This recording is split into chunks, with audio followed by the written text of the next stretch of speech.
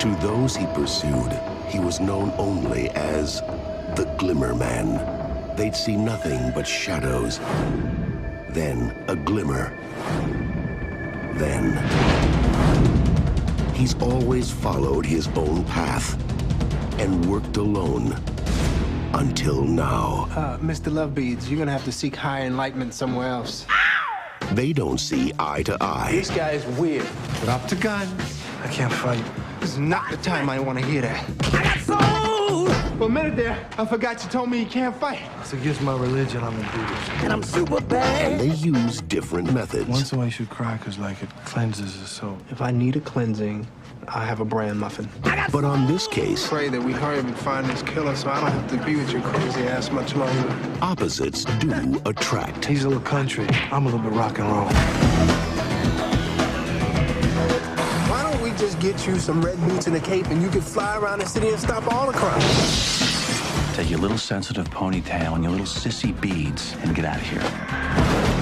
Warner Brothers presents Steven I Seagal, have something that'll completely clear up that bruise on your forehead. What bruise? That bruise. Keenan Ivory Wayans, 請飲茶，嗰出戲好苦㗎。 Do you know I'm black? You learn well, grasshopper. the Glimmer Man.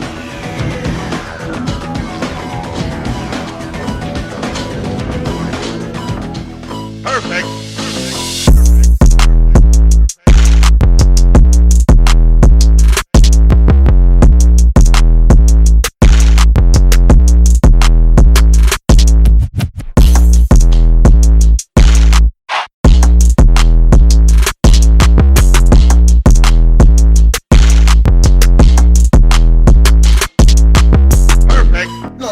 Let's bring up the spirits just a little bit. I know we all hate Trump.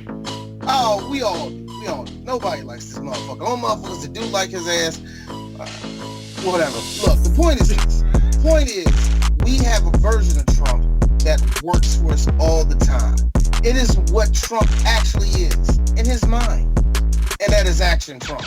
That is Steven Seagal. And every year we do Steven Seagal because the quicker we get rid of all these Steven Seagal movies, we could be done talking about this motherfucker. But it's interesting because I got a feeling Chris will go be like, hey D, let's go into the motherfucking straight to video versions of Seagal.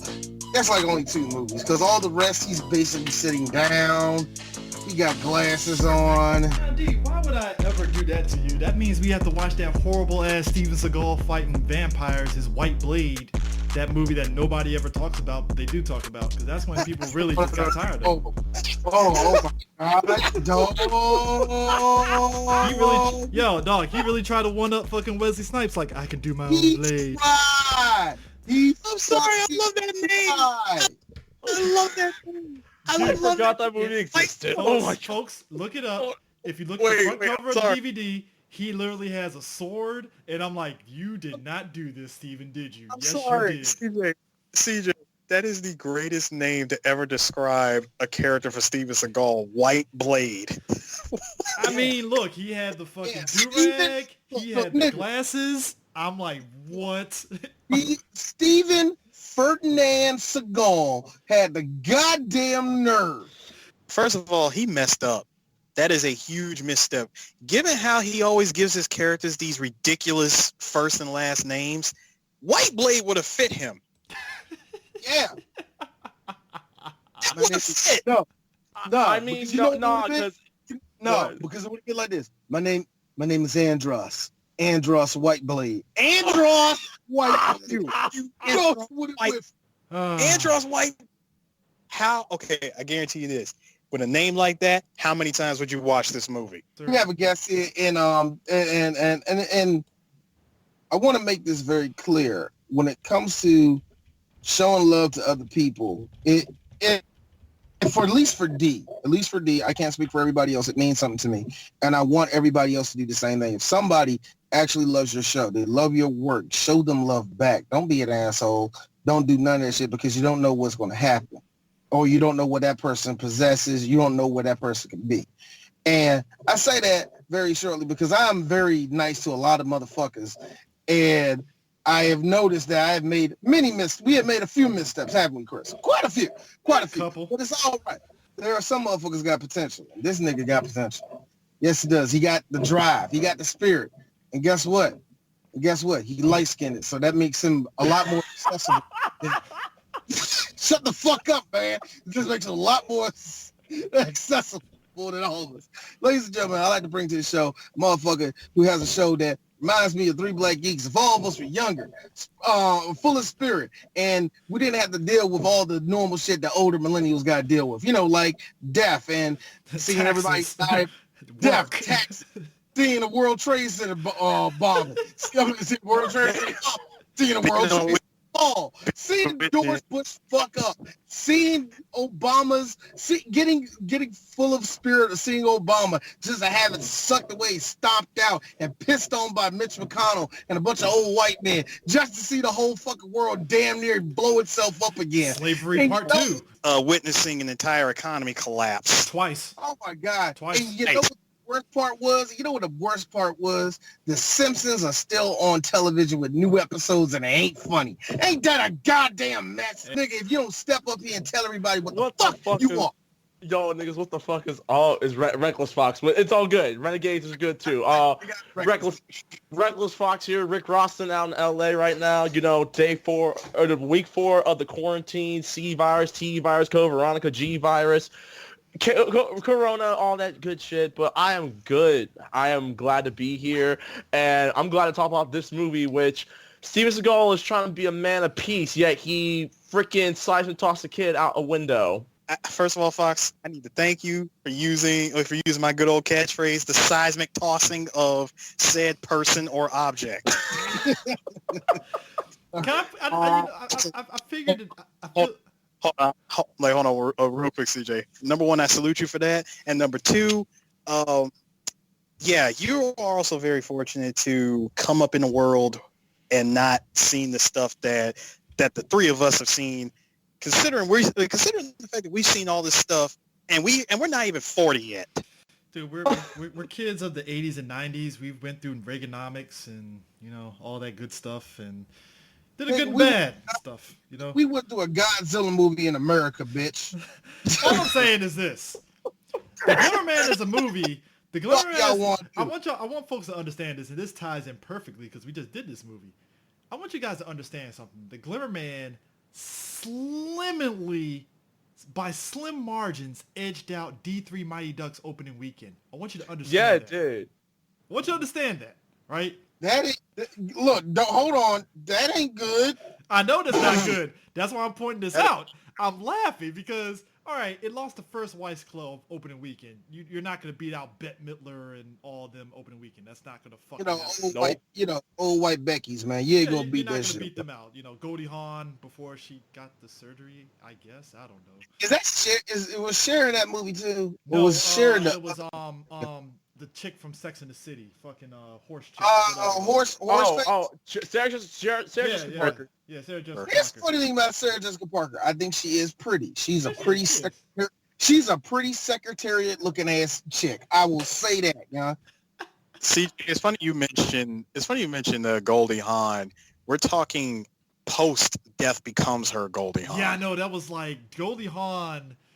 She had a very interesting career. It's like she did first Wives Club, and I think, at least in my head, she disappeared after that to me.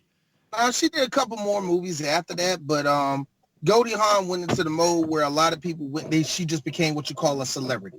You know what I mean? Yeah. And then the fact that she was partners with your boy Russell. Kurt Russell. Man, Kurt Russell and Goldie Hawn. I'm still laughing at the fact that they pulled their fucking Oprah and Stib and was like, yeah, we ain't getting married. Fuck that shit. We just gonna be together. That's it. I'm just gonna bang her a few times. She pulled that move of, I don't need to work that hard anymore. I mean, pretty much.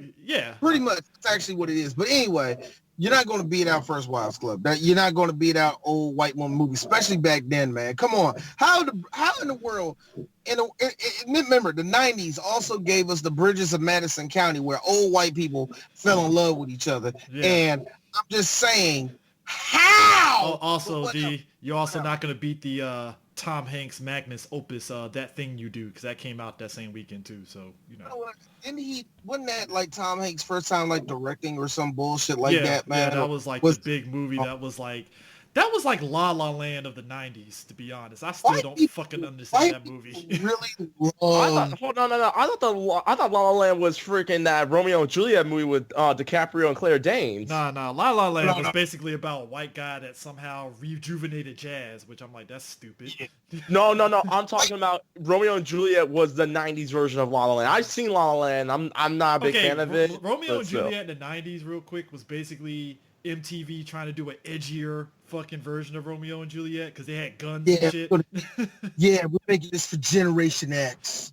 Dude, I will never forget. I'll never forget. I did a film class in college, and watching that scene where Romeo's trying to go to Juliet and he commits suicide, blah blah blah.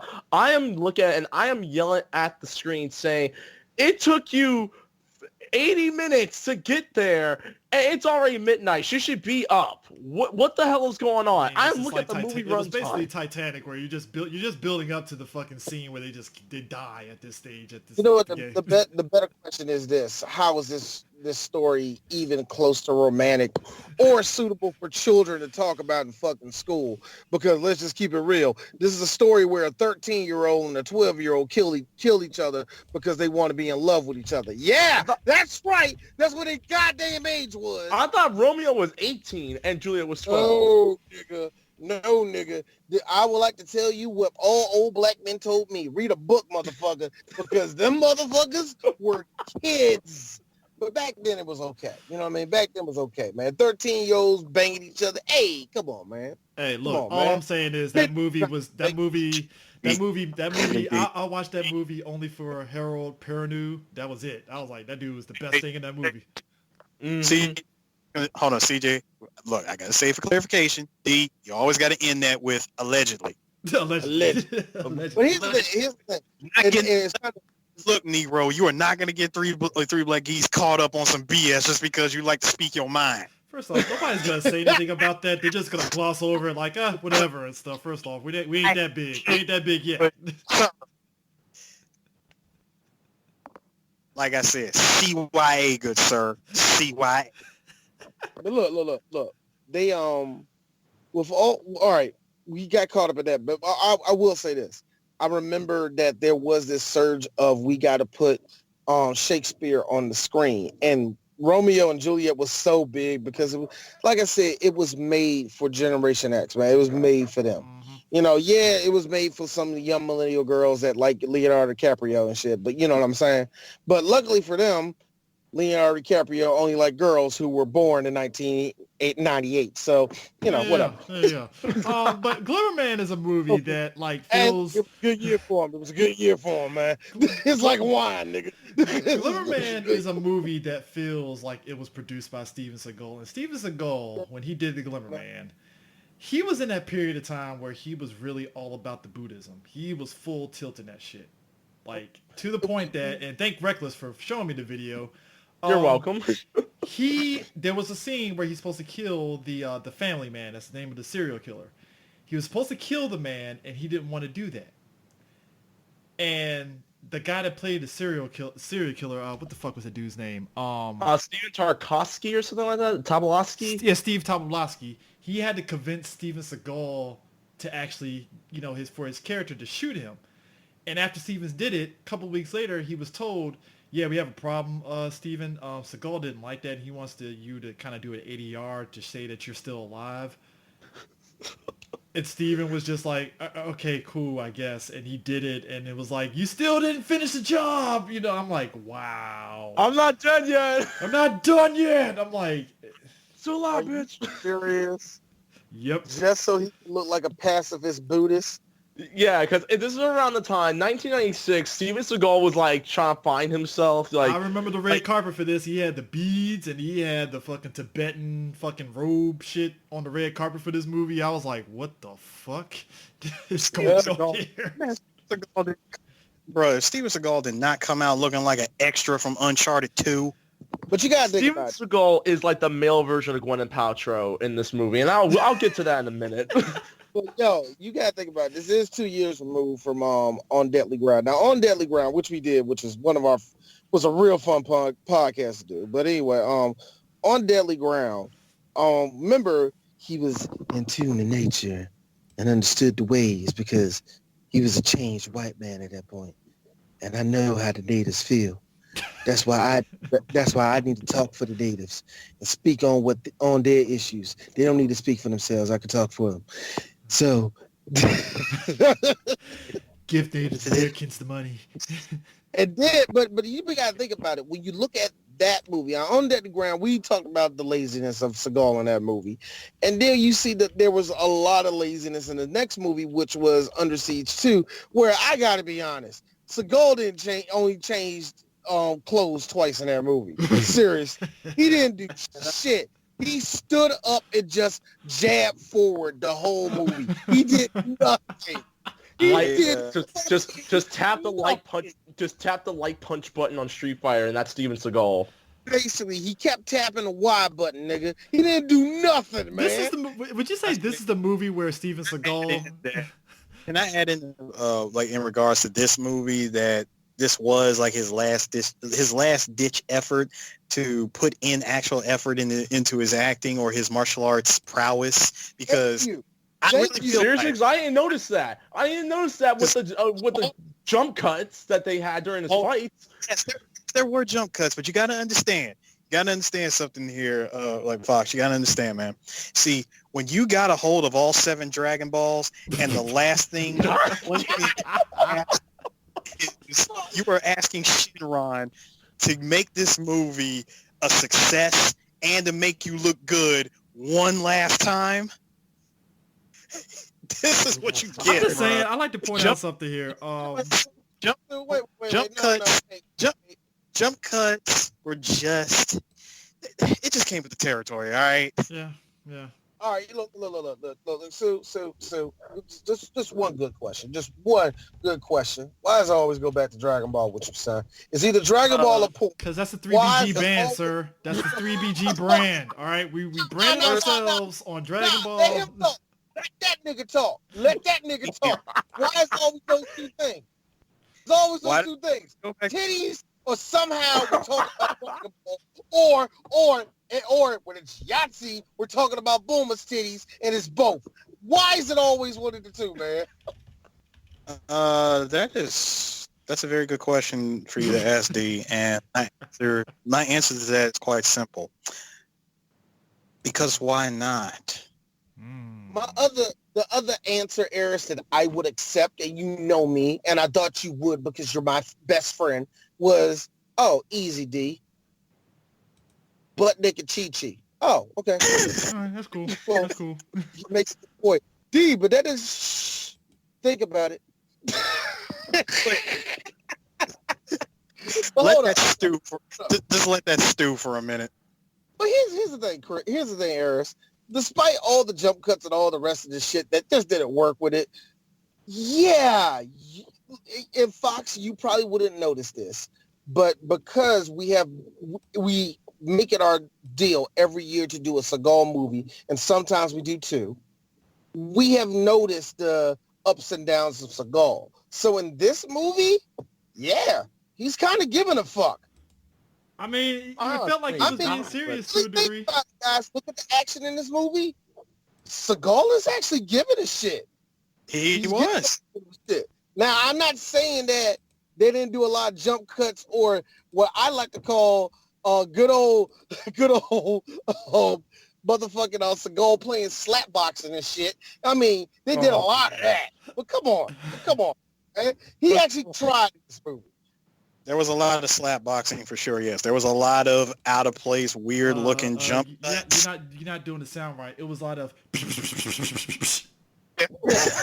See, I didn't want to do all that. I really didn't want to make all. I really did not want to make all those sounds into the mic, CJ. See, first of all, yes, there were a lot of jump cuts, very unnecessary, might I add.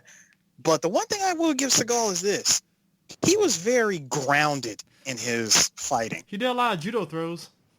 So many throws, judo chops, and oh my God. Not much bone breaking. No, there wasn't a lot of bone breaking, but my Lord, he salt bathed the crap out of that pistol whipping.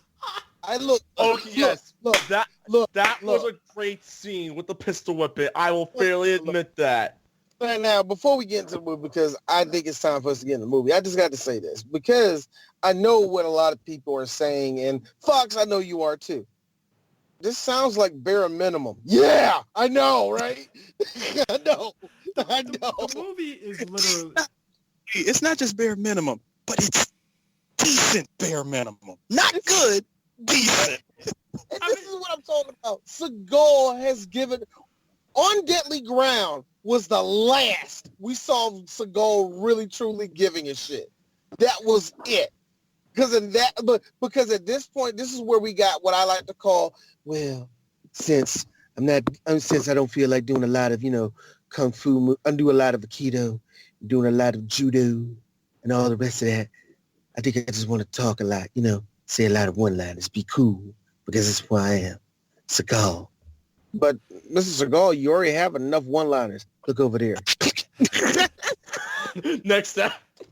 First off, shout outs to old boy from Mad TV doing Seagal. That is like he's still nobody has been Will Sasso is undefeated. We have to always reference Will Sasso doing him every time we do a Seagal movie. We have to, because he captured his attitude the whole way. Like you're saying, I can't jump that wall. You saying I can't jump that wall? Oh, what's that? You think I should cut it? You should break his neck?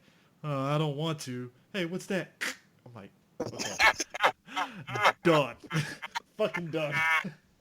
It's Seagal. Look, and look, and this is kind of funny what I call him action Trump, because it's actually funny because there's a lot of scenes where there's like the background makes his face looks a little bit more red or orange than it needs to be, and I just die laughing. Well, see, D, because it's called the Glimmer Man. You see, he has to look like he's glimmering in the sun. So, all right.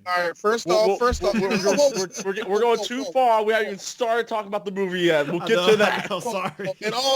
And also, Chris, it needs to be said, everybody. When I came up with the Seagal movies, Chris called for this probably 2 years ago, and I told him no because I really did want to. Because what I remembered Under Siege 2 being really, really funny and shit for us digging into.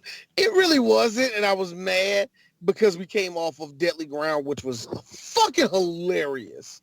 So I was like, let's pace ourselves till we get to the Glimmer Man. And then I realized we still haven't done Above the Law, which, to be honest, is a really good Seagal movie.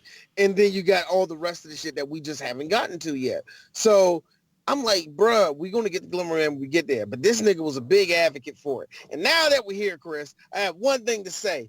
Why did you want me to watch Keenan Ivory Wayans not do nothing in this movie? In retrospect, man, in retrospect, I think because I remember seeing it back then and I haven't seen it in a while. In my head, I remember the advertising for it. And from what I remember, in my head, I thought the movie was more like a kind of equal balance between Keenan Ivory and Steven. And then rewatching it, it's like, yo, this is really just mainly a Steven Seagal movie more so than a Keenan Ivory Wayans movie. Damn. Yeah. How the fuck did I mess this up? Damn. Keenan is barely in the movie. Like, he's only in the movie, like, each scene where Steven Seagal is in it, Keenan's in it. And it's like for like 3 minutes. And the rest of it is just Seagal the entire time. Except that one scene, which I will give it credit, Keenan was actually, his fighting in that scene was actually pretty good. I actually liked that scene. All right, so it was good. It was believable. And let me ask you this, Fox. Now, would you say that the modern day equivalent of that movie, aka I learned my lesson, but now it's time for me to do wire food now that I'm older, was Isaiah Washington? Maybe I would. We'll figure that out when that happens. So. No. What I mean by I learned my lesson, meaning I'm going to give the black guy something to do outside of one. Yeah. Yes, I think so, yes. I'm just laughing at the fact. So the movie opens up with Keenan Ivory Wayans rolling, because we get the opening credits and then it cuts to Keenan Ivory Wayans rolling inside the police station. And I gotta give the movie credit. Instantly, boom, he's with Steven. They didn't waste no time. It's like, boom, Steven's in his office. Straight up. No time. But the one thing that this movie does extremely wrong and continues to do wrong is kind of like, oh, yeah, you didn't know that, did you? Don't worry, we're going to explain that. Oh, you didn't know that, did you? Don't worry, we're going to explain that. What? You weren't paying attention? Okay, let us explain that. Also, wait a minute, you didn't know that was? Also, this is the movie where Steven Seagal started to gain mass. I mean, how dare you talk about Steven Seagal gaining mass? He got fat. Don't act like he actually gained any type of muscle mass. No, I'm saying gaining mass because I'm pretty sure in his head he thought he was gaining mass for something big and it just didn't work out. Man, he was gaining something all right. Big Mac's going right to his ass. First of all, you got to understand this is the reason why I brought up Shenron and the Dragon Balls. You make a wish, you're gonna get a drawback. So the serial killer in this movie is the family man, and his namesake, as the name is, he kills families, and he literally kills families and puts them in the Jesus crucifix, complete with the nails in the hands and the feet, and the fucking in the crown, the thorn crowns. And I was like, dear God, do you know what it reminded me of? That joke from Robot Chicken with Daredevil putting the 2 Ds down. Yeah. Yeah, like, how did you have time to do this shit? This dude had time to form a crown of thorns. Go to Home Depot. No, Heckingers. This is the 90s. Heckingers. He went to Heckingers. CJ, you know full well. Okay. Like, CJ, you know full well that this dude had a satchel full of those. You know what? In real life, we have serial killers that do a lot of outlandish shit. Again, I'm not crazy as a serial killer, but it's like, yo, what method to your madness do you have to do to prepare some shit like this? Every single time you murder some people. Look, you know what he does? He says it to the victim as a done. Well, you know what? What I'm doing right now is what you call like something that's pointing at my spirituality, how I see families. Hold on right there. Ah! I'm down. It's not something. So while you're up here bleeding to death, I'm going to put your daughter right there and I'll put your wife right there. And it symbolizes family together. Isn't that a wonderful thing? I mean, it's amazing. Also, you motherfucker! Bam! Look, you motherfucker! Shh. Calm down. These nails, I got them for so cheap. Ace Hardware, they're the best. I swear to God, they're the best. You know, I know a lot of people's like, hey, go to Home Depot. I was like, you know what? No. I like the smaller stores. You know what I'm saying? Hold still. Ah! I mean, don't you as an American citizen, don't you support local business? I will fucking kill you. I'll fucking kill all of you. Do you know who the fuck I am? Sir, you're not focusing on the important thing right now. The Ace Hardware store is still on sale right now. Everything's on sale. It's like half price right now. It's such amazing. Now, you see this hammer? The one that I killed your daughter with? You son of a bitch. Yeah, I know. I'm a son of a bitch. Now. Oh, my God. Wait. Better again. God damn it. Hold up. Yeah, real quick. Hold up. Hey, D. Spoiler alert. Ace Hardware sponsored that murder. Hey, you want to if you want to make sure your confusion murder makes sense, come down over to Ace Hardware. Ace Hardware. John Madden doing the advertising because he was doing Ace Hardware store advertising. Oh yeah, yeah. Come down to Ace Hardware. Boom, you get hammers. Boom, you get chainsaws. Hey, you need to bury a body. Here's some live for you. You want some thorns? We got those too. Hey, they're like, hey, I ain't down with the flowers, but you know what? Hey, they got all the best flowers here. Ace Hardware, boom, John Madden. My football game is on Super Nintendo. Haven't played it once. Oh my God. And it's like they get to the murder scene and it's crazy. And, you know, Steven is just sitting there and off the break, he sits there and sets it off like, this isn't normal. And that's when No. No. CJ, you said it wrong. You said it wrong. Hold on, you said it wrong. This isn't normal. He's used to talking like this while looking at the things. Hey man, you gotta have to talk up, man. I know you're my partner, man, but I Oh my God! I don't know if you ain't Thank you. Oh my God! Thank you, Fox, for pointing that out. I swear, I had to adjust my volume every time. Every time Steven talked, I had to adjust the volume because the moment he'll say something, and then all of a sudden, the loudest gunfight would pop off right or something. Nigga, this fucking schizophrenic ass sound effect, nigga. So after he says that, that's when Keenan tells him like, hey, it's not in a home anymore, it's an actual hotel and stuff, which that's kind of what jump starts his whole investigation on it. Then we end up cutting to a school where a lonely guy gets pissed off because some girl told him no, and he holds a fucking class hostage because fuck it, he's white, why not? School shooter. This is back when school shooters were taken seriously. Yeah, that's true. That is true. You know what? I forget about that, D, sometimes. That's how much I'm fucked up in the head because, Columbine was, like, serious and shit, so, yeah. Columbine would have happened 3 years later. Man, No, actually, I got one. I got one even worse. See, this is back when a high school student could hold up can actually be taken seriously without firing a single bullet. Gotta be real. I know, right? I gotta be real. There's a lot of people that joke about how there's never a black kid that goes shooting in schools. That's 100% true. I mean, those are facts. It's here and there. There's got to be at least one. Yeah, but I've never seen a black kid shoot up a school. He'll just pistol whip somebody. That's about it. I don't know about that, man. I'm just saying, man. There's got to be one instance where Deshaun was like, all y'all niggas is dead. He wasn't playing around. That's why he's still in jail. 15 years ago. That nigga ain't coming out. Well, put it this way, D. He's going after one guy. He ain't going to hold the whole school hostage. He's just going to shoot a nigga and then drop the gun and walk away. So, Shit, yeah. Have you seen, look, I'm pretty sure there had to be a couple of the motherfuckers. You know what I mean? Come on, man. You see how drive-bys be like. Anyway. Yeah. But this dude is holding, and it's not even just a regular school. It's a Catholic school. He's holding hostage.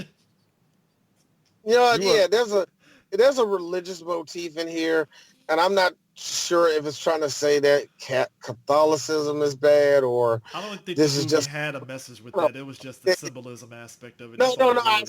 It's a Steven Seagal movie. There is no message. No. See, that's where you're wrong. This is a Steven Seagal movie. There's always a message. It's about peace, kindness, and knowing how to judo chop a motherfucker across his room. And almost kill a kid in the process? Dude, he lied to the kid. I'm putting my gun down, kid. Hey, the kid was live. I ain't kill him.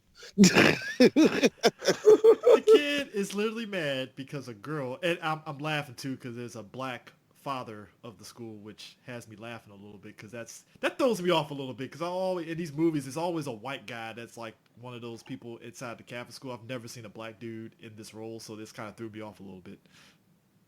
Just I feel you. Something else for you, CJ. You said that he got mad because he didn't have a gun on him. This was the Poe juke without actually moving. It's like I'm gonna put my gun down, kid, and I'm gonna come in there. I lied. I have my gun. Put your gun down, kid. Yeet. Oh wait, that's 20 years from now. I don't hurt you. Didn't know I had this skill. I gotta be honest with you, man. That kid looked like with him walking into the room. I'm sorry, CJ. With him walking into the room and saying, "I don't want to hurt you, kid. I really don't want you to hurt you. Like I really don't want you to get hurt either." Now, I looked at this scene two ways. This is Last Chance Seagal we got working here. Now, if this was Marion Cobretti, he would have walked in and he was. Hold on, Sly would have walked into the room with the gun, coming straight out of '86, and the kid would have been like, "Look, I'll shoot everybody. Here's Cobra. It's all right. I don't know these kids. Go ahead. I don't even go to the school." He shot him in the shoulder and his left out. Mic drop. Actually, he was shooting. No. You forgot. He wouldn't shoot him in the shoulder. He would throw the pocket knife at his shoulder and then shoot him. It's like Cobra, hey, already. Wasn't that a little impressive? Well, he had a gun, so whatever. It's all good. No, it wasn't even. No, the best question ever when you ask him, "Did you use unnecessary deadly force?" I used everything I had. And look, and if this was Stone Cold, he would just threw a book at his head. I know, right? And then, then say something, and then say something that Brian Bosworth would say. You know what I mean? He would have threw a book dead at his head, and Brian Bosworth would look at the camera. Remember, stand up for the national anthem.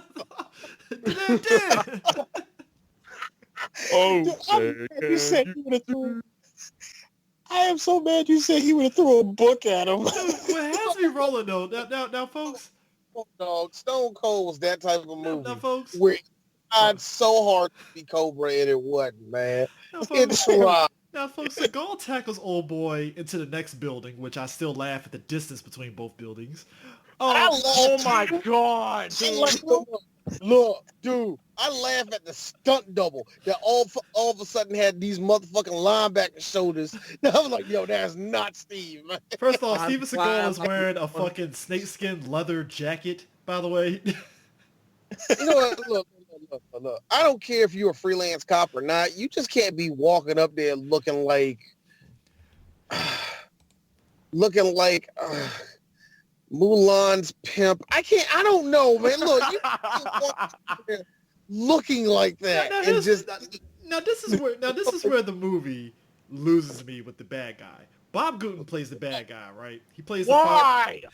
He plays I'm sorry, you said why? Why, nigga? You know why? It's 1996. Why the fuck not? You don't know nothing about these character actors. How much money did he get from Shawshank Redemption, though? I know, right? You don't know. CJ, This nigga, he doesn't say no, man. If it's time for him to be a bad guy, if you need him to be a bad guy, you need to hit him to say the N-word. Arrow, by the way. I hope y'all guys know that, right? I know. If you need him to be Southern for no fucking reason, if you need him to do any of that shit, he'll do it. Him and, ironically, the other villain in this, Brian Cox, they're both the same goddamn actor. Let me tell you something. It's the 90s. Let me do it. Let me tell you something. Bob Gooten, God bless him, because this man's still working. I mean, I think the recent thing last time I saw him, because I know he does stuff. He was in season 1 Daredevil. Love that season. Yeah. But dude, listen. Sometimes if you don't want to deal with a freaking an orca whale trying to do a judo throw. Scratch that, Fox. He was actually I forgot this. I'm surprised Dee didn't point this out. He was acting against fucking our boy Spader in the Blacklist. Oh, yes, he is. Yeah, yes, he was. That's what I'm saying. He always played villain. Like, here's the thing. Though, Fox, that you have to realize when it comes to being respected as a character actor. Some of these character actors are going to take dud-ass roles. They're going to take dud-ass movies that go nowhere. You know what I mean? But they will bring it. Did Bob bring it in this movie? You can tell he was like, look, man. I got to get that Honda Civic for my daughter, man. So, I can answer that question for you. It's very simple. Sometimes you got to do the payback picture because your friend says you owe him one. He looks at the screen. I feel like this was not an 0-1 movie, yo, man. Now, Brian Cox. Now, for Brian Cox, on the other hand, nigga, why are you even in this movie? I will say that I know you're a villain and everything, but why did you say yes to this one? It's 90s. Wait a second.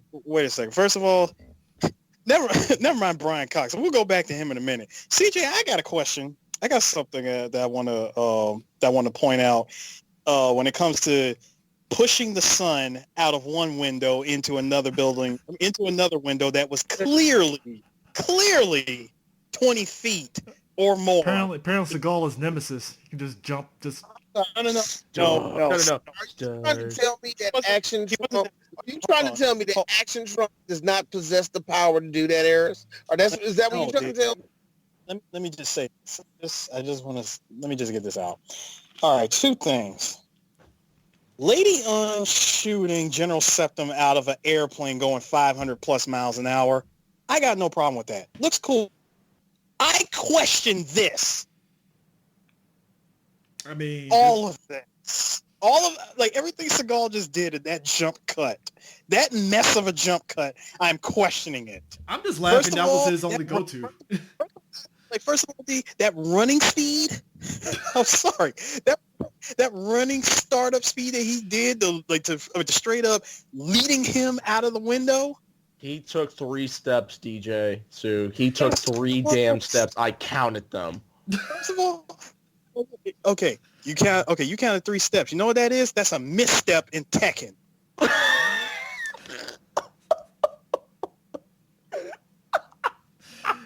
I mean, it's a launching this dude out of one window into another window.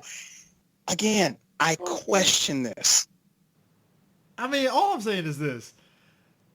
Dude is sitting up there telling them thanks for saving my son and all that stuff, right? Now here's where the movie AKA CJ. Hi, I'm the movie's main villain. Carry on. And this is where it turns. So Mr. Smith, Frank Deverell, that's Bob Gooden's character. He gets his lackey, Donald, played by John M. Jackson. You've seen him in plenty of movies and stuff.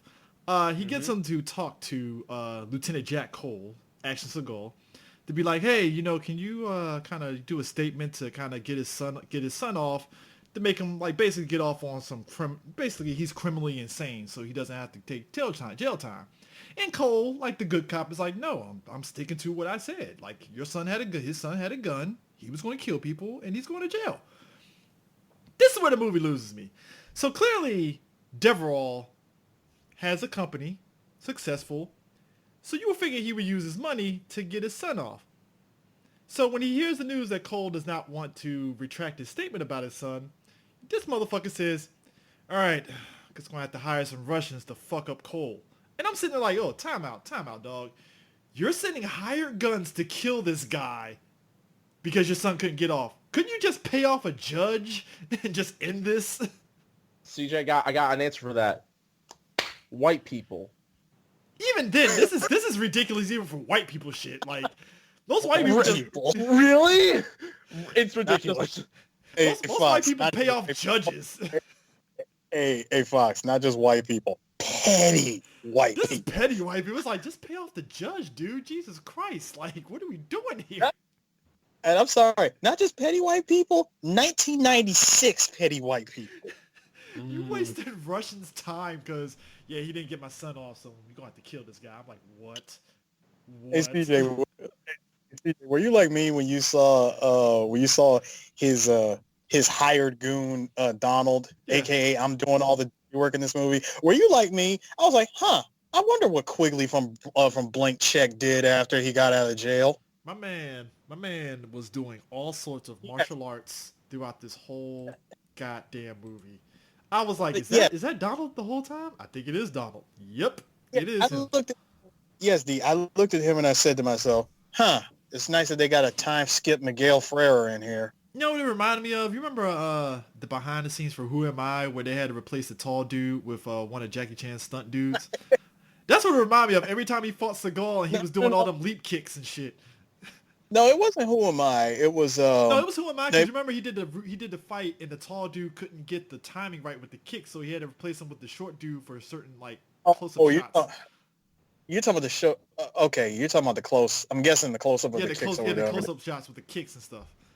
Because he also brought in his personal bodyguard for Legend Drunken Master. I know that and stuff. But I'm just talking about Who Am I when he had to get the close-up shots for the kicks and stuff, and the tall dude wasn't getting the timing right, so he had to bring his old boy from Gorgeous that he fought to do it. Oh, that makes sense. Yeah, he got him to kind of do the place kick for the close-up shots when he's doing the kicks and stuff. So it kind of reminded me of that, okay, dude, who's your stunt double? Because you do not look like a guy that's that agile to do them leap kicks on Seagal like that. Come on, man. What are we doing here?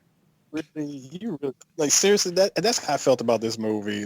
Every time I saw Donald fighting, quote unquote fighting, I'm like, you mean to tell me that this pudgy bastard is really doing all these kicks? To be honest with you, okay. I thought it was somebody else and not Donald until when he fights Seagal later on, and I'm like, is that him?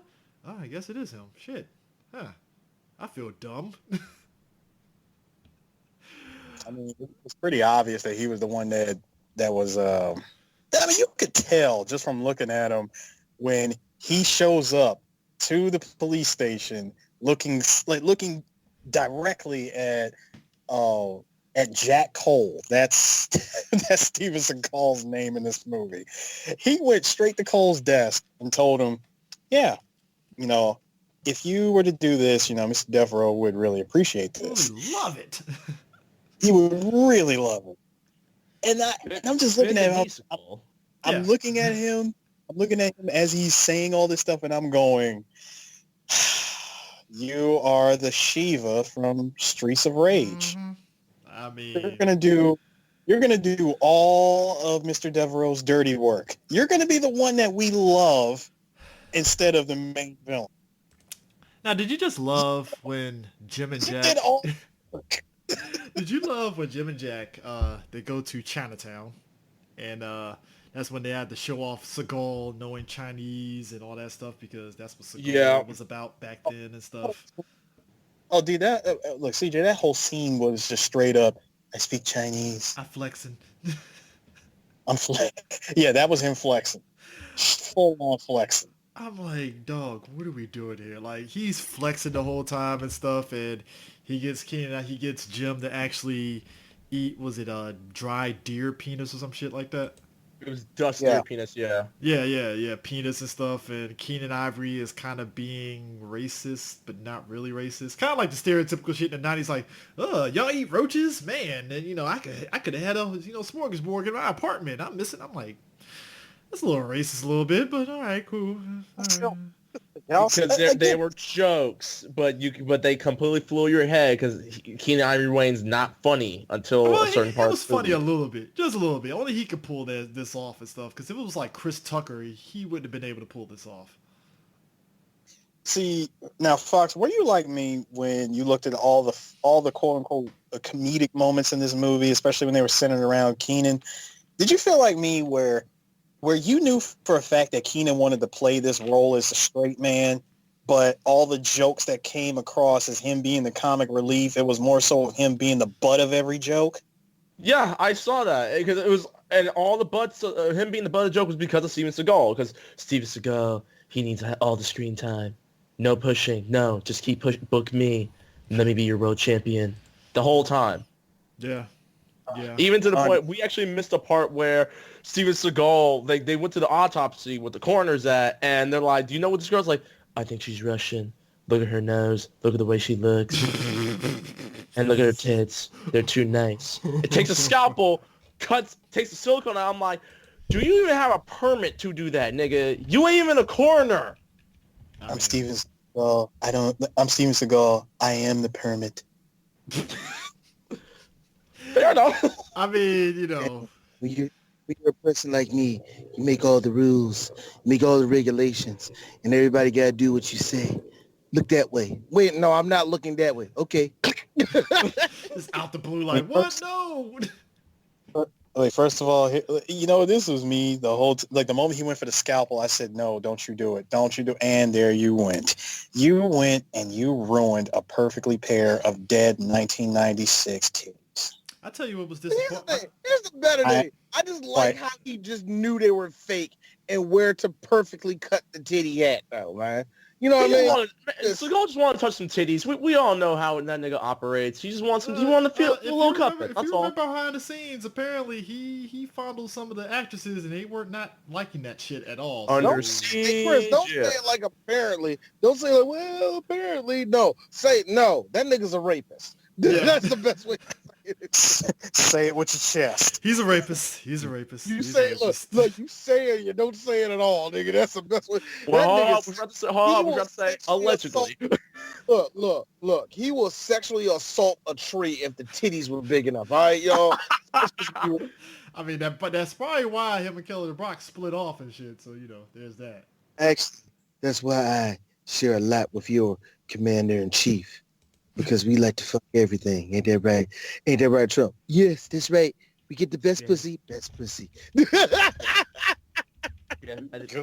pussy. Whatever they say, fake news. It doesn't matter. They're on the knees. Ain't that right? Yeah. Dipset. Blood gang. Oh my god, man. You know what's funny? What was sad to me? So they get to the docks. And it enacts his plan now. I'm a bit mad that Seagal killed off one of the henchmen, the Asian henchman. He was one of the main actors from Best of the Best. Really? Yeah. I don't even remember D that. knows who I'm talking about. He was the one that was with the sidekick to Eric Roberts. I think his name is Reed. I think that's his last name. Yeah, I think so. It's Reed. He ended up or taking something like that. He was in all of them. He was. Yeah, he took over for the franchise in the second movie. The second movie, they was like, all right, guy, you're the main guy for the sequels. All right, cool. They put him in the second one. I think he was. I don't know if he was in the fifth. He was one, in the third one too. Phil 3, yeah, Phil 3. Yeah, Phil 3. Yeah, I thought so. Yeah. Now it's kind of funny. We will do the best of the best one day, but oh no, we definitely have to do it. I know. I'm laughing because I just remember Eric Roberts when he get his face look like he got beat to shit, and he's all like, "We won." And then he made that passionate ass speech with his whole face leaking. Yeah. It's real talk. It's a badass scene, young. It's a real badass scene. But yeah, we're gonna we can talk about Reed, but he is one of the very few. Not only I think he's Vietnamese, and he's one of the few Vietnamese action stars. You know what I mean? Yep. So yeah, we're gonna talk about him one day. But yeah, that's interesting. You just brought him up, though, man. I like that. But Seagal, one of the Russians, gun bust the shit out of fucking Keenan Ivory Wayans in the face, which was hilarious. But then Seagal basically sits there and says, "What is it? He's a little country. I'm a little bit rock and roll or some shit," and then bust out the credit card knife. He said that, when he said that, I was done. Like, yeah, he's a little bit country. I'm a little bit rock and roll. I'm like, are you sure about that? Because it looked like I just dropped 1970s funk, and I'm talking to an Elvis impersonator. I'm just saying, like, what the fuck is he had a credit card knife. I'm laughing. Yeah. He said, yeah, never go home without it, or liver, whatever little one-liner he said. He said that's rock and roll. That's yo, all you throats in one hit. Now here's the thing to get me. I know it's an action movie and shit, but I was like, yo, your new partner just killed 3 men in front of you like that. Like nothing. Why is he still on this case? He threatened. Hey, look, man. He threatened me. First of all, the moment he said, "I'm a little bit country and he's a little bit," I'm sorry, my friend is a little bit country and I'm a little bit rock and roll, I was like, something's about to happen. I had to sit back and be like, I just looked at it, calmly said, something's about to happen. I mean, I just laughed at it, just how quick it was, though. We know something is coming. Well, you know what the best part was, though? I know what was coming for Eris. Them repeating this guy getting his ass kicked for a solid 45 seconds. Just him getting backpedaled, getting punched in the face and shit. They repeated that shot 3 goddamn times. You know what, though? I was like, wonderful. Again. And then, hold on. And then at the very end of all that shit, he catches the motherfucking Mortal Kombat death at the end of that shit. I'm like, Seagal wins flawless victory.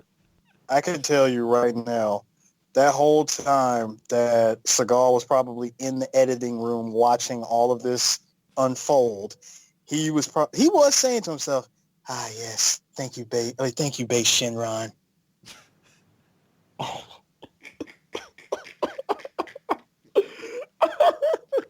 All I'm saying is this: maybe because I've watched Taken 3 so much, I can appreciate the fact that his fights weren't as heavily edited as Taken 3. I'm sorry, the fact that Taken 3 is like the high standard of what not to do when you're cutting fights.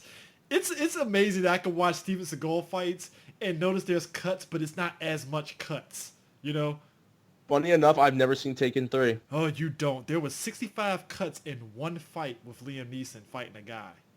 That sucks. I really like Taken 1 and 2, and I'm like, all right, cool. They killed Jean Grey. Taken 3, good. Taken Basic 3 bitch need was to die. lazy as fuck. 65 cuts for one goddamn fight.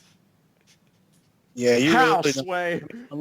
I mean, unless you really want to torture yourself, you really don't want to do it. I watched it Not once. cool. I've already tortured myself watching Blade Trinity again, so. I'd rather watch Blade Trinity than Taken 3. Look, Taken 3 is like, it could be on the background because FX plays the shit out of that movie.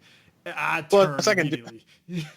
Plus, I can make a drinking game out. Plus, I can make a drinking game every single time an F-bomb is dropped in Blade Trinity. Also, I can make a drinking game out of Forrest Whitaker saying, huh? What?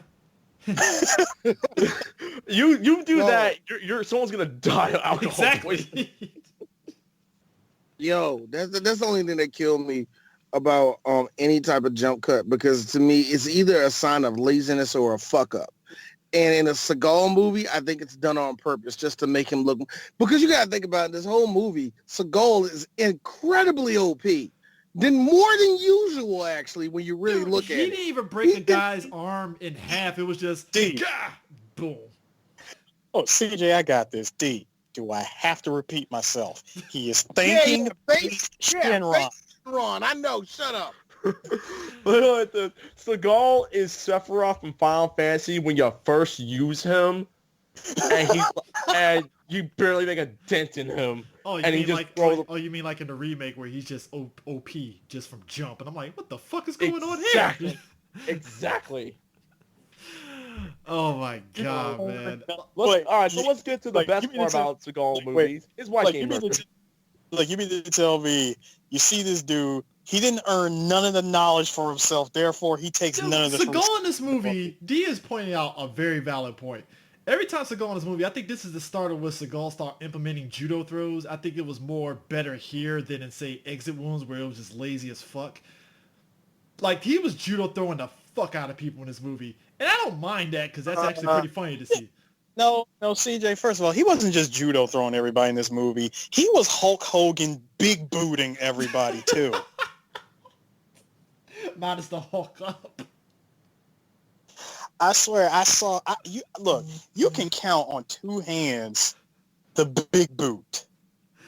Oh, man. So, after that whole scene and stuff, they're going over kind of like the, the clip show of the serial killer they're going after and stuff. And then we cut to a couple in bed, and they get the red dot shot to the head. Oh, yeah, that red dot. Oh, complete with the wife screaming, ah! Instead of, diving off the side of the bed to avoid getting shot. Dodging, jumping out of the way, throwing the cover up to distract them.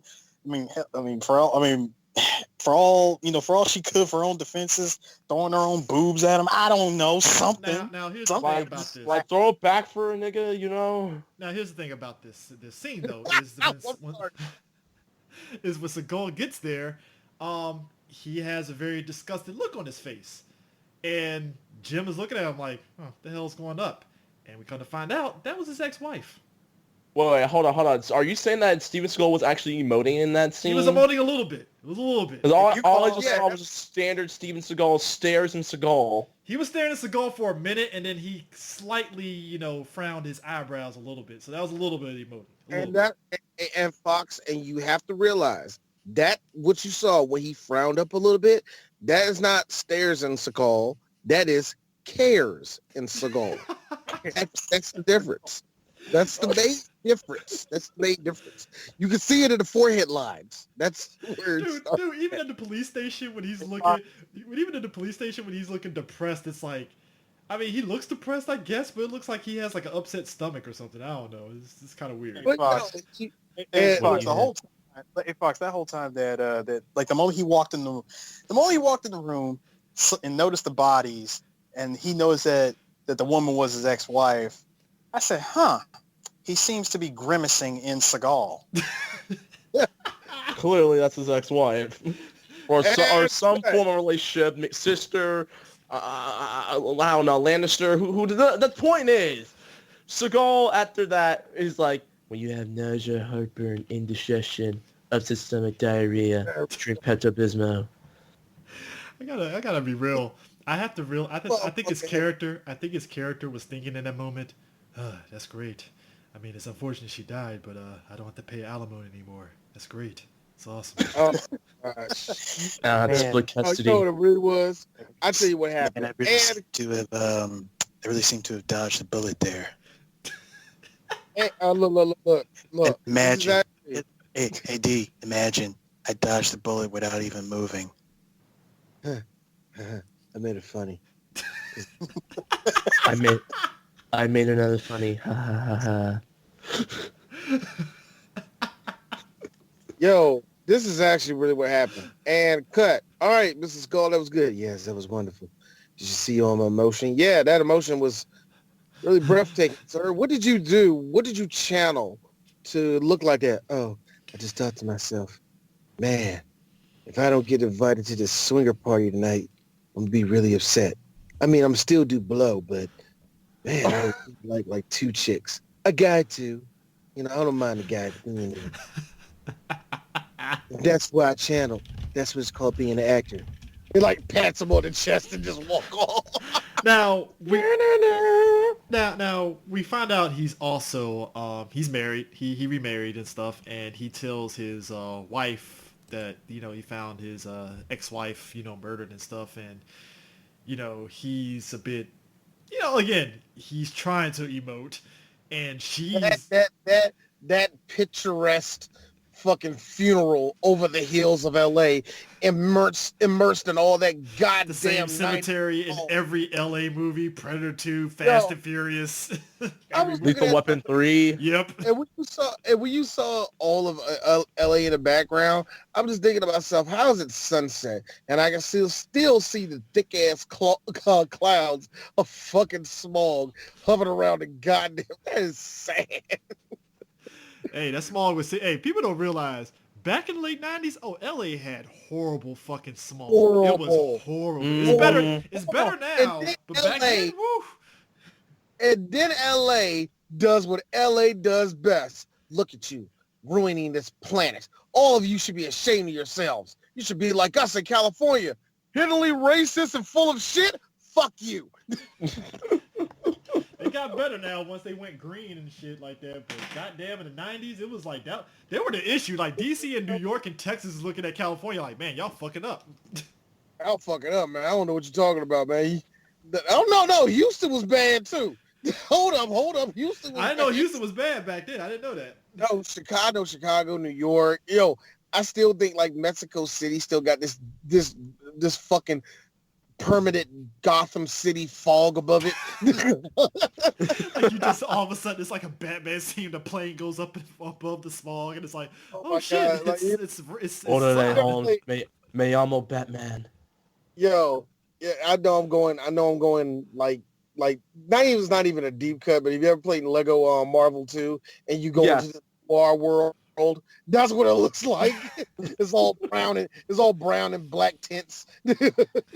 Oh my god, man. But also shout outs to, because after that whole scene and stuff, Detective Jim does some background checks on old boy, because he's doing the usual, man, Sarge, he's really weird, man. He's all into this Buddhism stuff. I don't get it, man. He's just weird. Man, think about it. He's different from everybody else. That makes him a suspect in my book.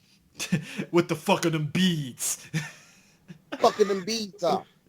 I like how the black cop is, you know what? I'm not even doing this. Profiling.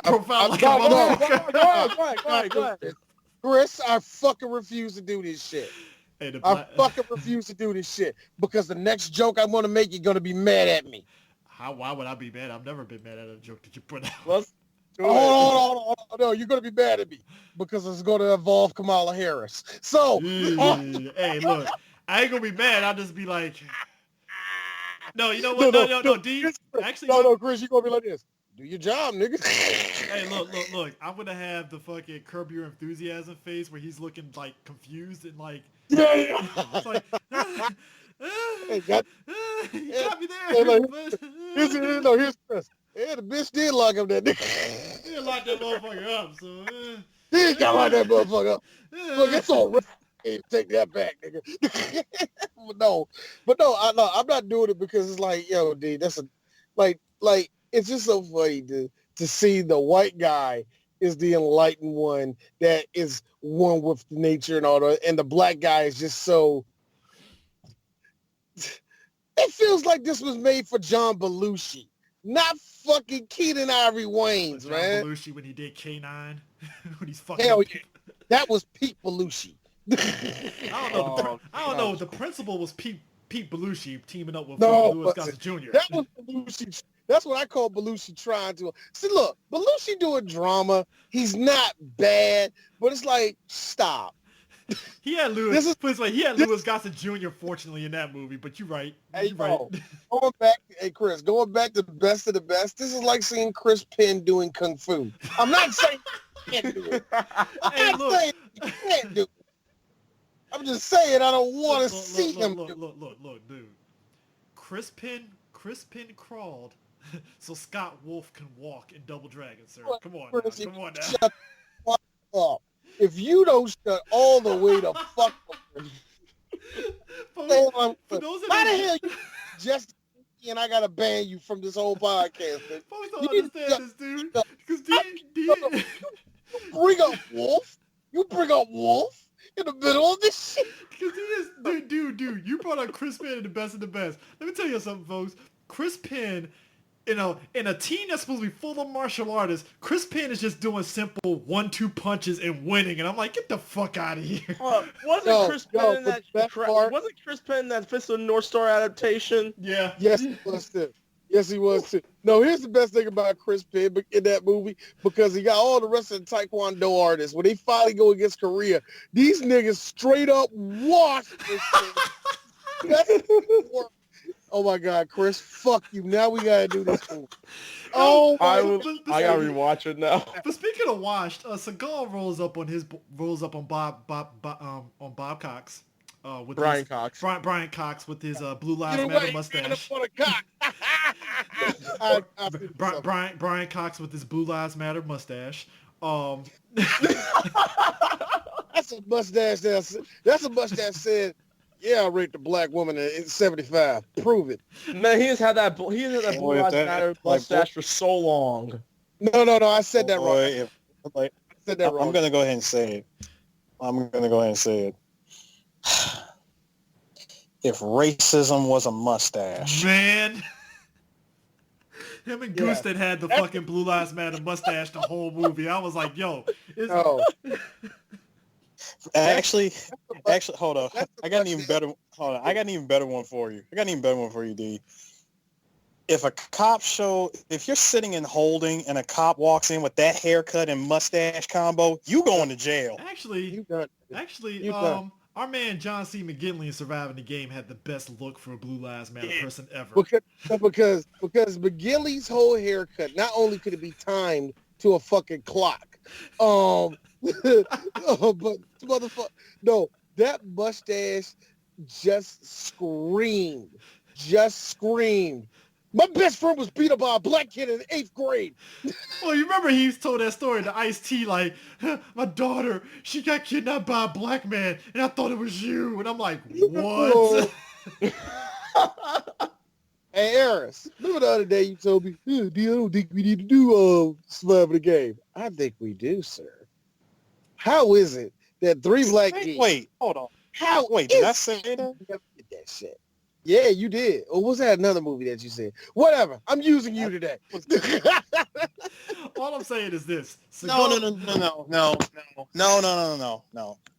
Hold on, CJ, before we get back to that. No. D, you're referring to me when I said we don't need to do New Jack City again. Oh, no. Nigga, New Jack City is probably just like... You ever 7 years old and you like the balloon and it accidentally flew out your hand? Yeah, that's New Jack City right now. It's gone, baby. Yeah. It's my arc. Yeah. I know it's gone. It's gone, and it's also it's gone, and it's also my Ark of the Covenant. Anyway, continue. So after he gets his answers from Brian Cox in regards to who's been trying to keep tabs on him and stuff, he proceeds to beat up the Guidos inside the Italian restaurant, while Brian Cox is drinking wine and dipping his bread in the wine, watching the festivities.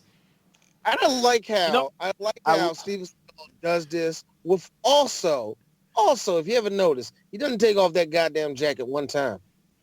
He fights with it on. Y'all have the fat. Hold on. He doesn't take off the jacket, and there's one other thing I want to point out from that whole scene. I want his amazing superpower to slap somebody across the forehead and they're knocked out for the entire scene. Man. Yeah, I also want the innate ability to do all of that running around, rolling around, and all that punching and flipping. And my ponytail is still immaculate. Not one hair falls out. I want the ability to not have to pay for property damage because of all the bullshit I just he did. fucked up all that wine and the tables and shit. Like, how goddamn. rare was that wine? How rare was that? That wine must have cost like thousands of dollars. You want to know the sad part about this? Somebody said this about Donald Trump. Somebody said this exact thing about Donald Trump. Everything y'all just said, somebody said that about Donald Trump. Like, yo, see what I'm saying? Action Trump, baby. And like the worst part is some of those dudes worked for Brian Cox. And I'm like, oh, they're just doing their job. Seagal just gave one dude CTE. Nigga, the bartender and the two waitresses are just sitting back like, well, I guess I'm done for the day. Shit. I know. Look, I know job. I know one of the waitresses said this. So do we call the cops? Yeah. No. And Seagal's like, look over there. Nah, he doesn't kill women. He doesn't kill women, but he did kill the bartender, though. No, he got to stay on one ladder. Go ahead and call them. Go ahead and call them. Tell them what I did. Won't matter. I'm a killer. No, wait. It doesn't like, oh, yeah. Just so I can get this out of the way. There's this weird side plot with Keenan Ivory Wayans being a crybaby because he loves Casablanca. It goes nowhere. I just wanted to get it out the way. Well, it does go somewhere, D, because, later on... Where the fuck does it go? All right. See, I'm jumping ahead on this one, but when his apartment gets blown up after getting his ass with the fucking dog, and he lands in the car, and the Casablanca poster hits the window, and he's looking at it and passes out, I was like, oh, so that was the payoff. I guess. Yeah. His love for Casablanca gave him plus 20 to his dexterity and plot armor. Bruh. Yeah.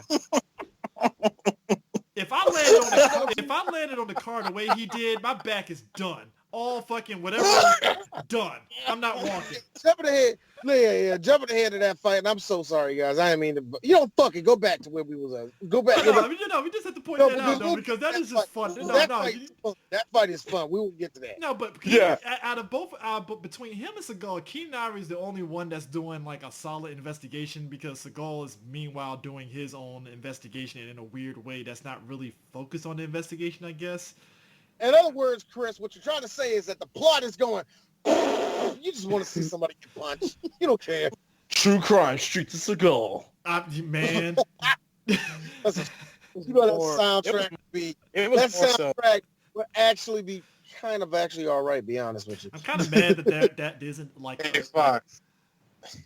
That was more so, it's been about 2 minutes and 50 seconds that have gone by, and nobody has thrown a punch yet. Get Seagal. Well, we're getting there because Seagal finally sees the serial killer that we talked about earlier in the movie in the church, and he has his gun pointed to the priest's head, and Seagal is trying to talk him down on some, I'm a man of peace, and I don't want to kill you, son. And I'm like... I don't want to do it. I've seen things, man. Oh, I almost forgot, and I'm so glad that we mentioned the church, because we are treated with the greatest piece. I mean, this is a nugget of acting right here. The golden goose of acting.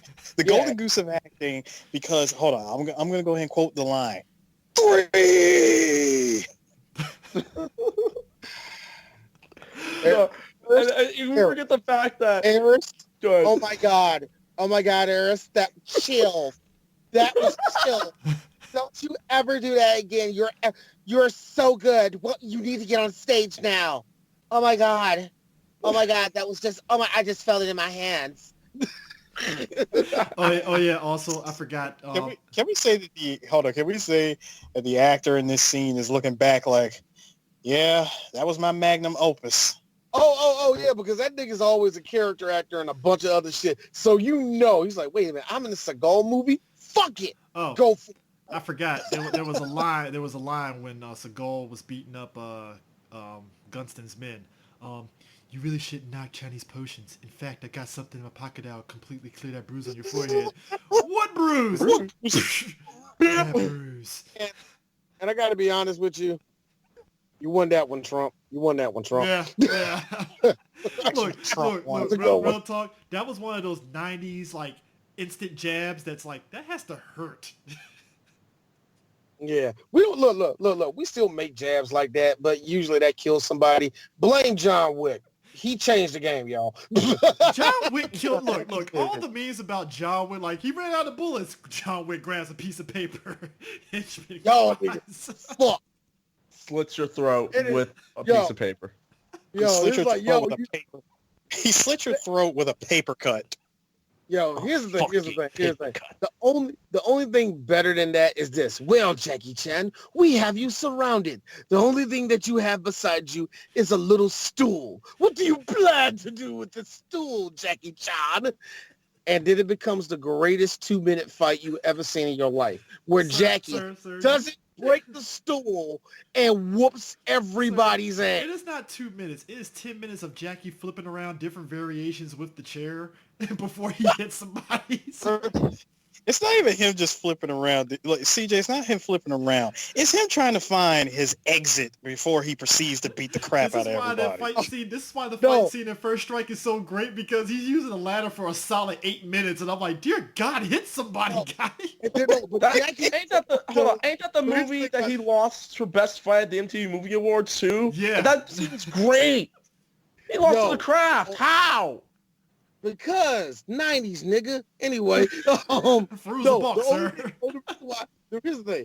The only thing I do have to point out about Jackie that I love, I don't know about you guys, I like it when Jackie does have like a seat like that, where he has to sit in and shit like that. I mean, where he has like a seat or something, where he will have it sit down and he will like sit in the chair and the goons will jump him and like light up his chest. He'll roll back, grab the chair, knock out one guy, knock out the second guy, sit back in the chair, get kicked back.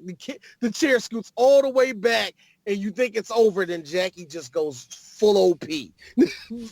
And I'm thinking to myself, man, and I can't get Steven Seagal to do one take without a jump cut. Ain't that a goddamn mess? Dog. So Steven is in this church talking to the Family Man serial killer. And this is why I said at the beginning where Steven Tobolowsky was talking about this scene, and he's trying to talk him down and stuff, saying he doesn't want to kill him and stuff. And he shoots the dude dead in his heart. And you see his heart in the slow motion, because this happened early in the movie when Seagal flips the old boy over and it goes into slow motion. He shoots the guy dead in the fucking chest, dead to rights, right? And that's when the ADR kicked in saying, he ain't done yet and shit. So after he does this, all of a sudden, the police finally figure out, oh, that was your wife that got killed. You're a wanted man now. You're a person of interest now. And I'm like, what? How? Not just a person. No. Hey, CJ, he went from being a person of interest immediately to you're a suspect. No investigation at all. Like, what? Hold on. No investigation followed by you went from 0 to you're a suspect to we have a warrant out for your arrest. That's all in one day. It's like me all of a sudden getting a knock on the door. Hey, CJ, you're under arrest for the murder of Nicole Simpson. Wait, what are you talking about? I wasn't there. What are you talking about? Hey, you're under arrest. Sorry, sir. But what? I was only 9 years old when that happened. No. Doesn't matter. Explain to me how any of this makes sense. Well, your fingerprints is at the house. Yeah, she's my ex-wife, and I talk to her sometimes. So you know how long ago my fingerprints was at that house? 3 months ago. I haven't been there since. But doesn't matter, though, because, cop logic at this point. Because this is where the movie just goes 0 to 100, as you said. So he's a suspect, and the FBI is in there, and they're basically, what was it, what's the name of the special people that, like, questioned you? Internal affairs. Yeah, internal affairs. He was like, yeah, and again, typical cop movie, yeah, you need to be there early in the morning for internal affairs. And I'm like, okay, cool, I guess that's, and then somehow, and this is where the movie really had me laughing, he beats he you know, he does a lie detector test, and I like how the lady that does the polygraph is like, this is just amazing. He was just very calm during this, and I'm like, aren't you supposed to be calm during a lie detector test? And then one of them asked, like, could you cheat on a lie detector test? And I'm like, yeah. I mean, it's hard, did but you bastards not watch Basic Instinct? I mean, they went through the whole damn thing on how you can cheat it. I mean, well, showing first of all, if we're going to use Basic Instinct, Sharon Stone had the magic. oh, She had her get out of jail free card, aka let me just cross my legs. You're free to go. Bush, yes. But like, just the fact that they were so amazed and stuff, like, I guess dude, after he kept pestering them, thought that Seagal was going to lose it and stuff, because, I mean, hell, I'd be like, dude, get the fuck out of my damn face. So I'd probably end up fucking be a suspect off break. Like, see, he cussed me out. He had to do it. I'm like, no, you were in my face, dude. That's my personal space. I'm standing my ground. Man, look. My deadly ground.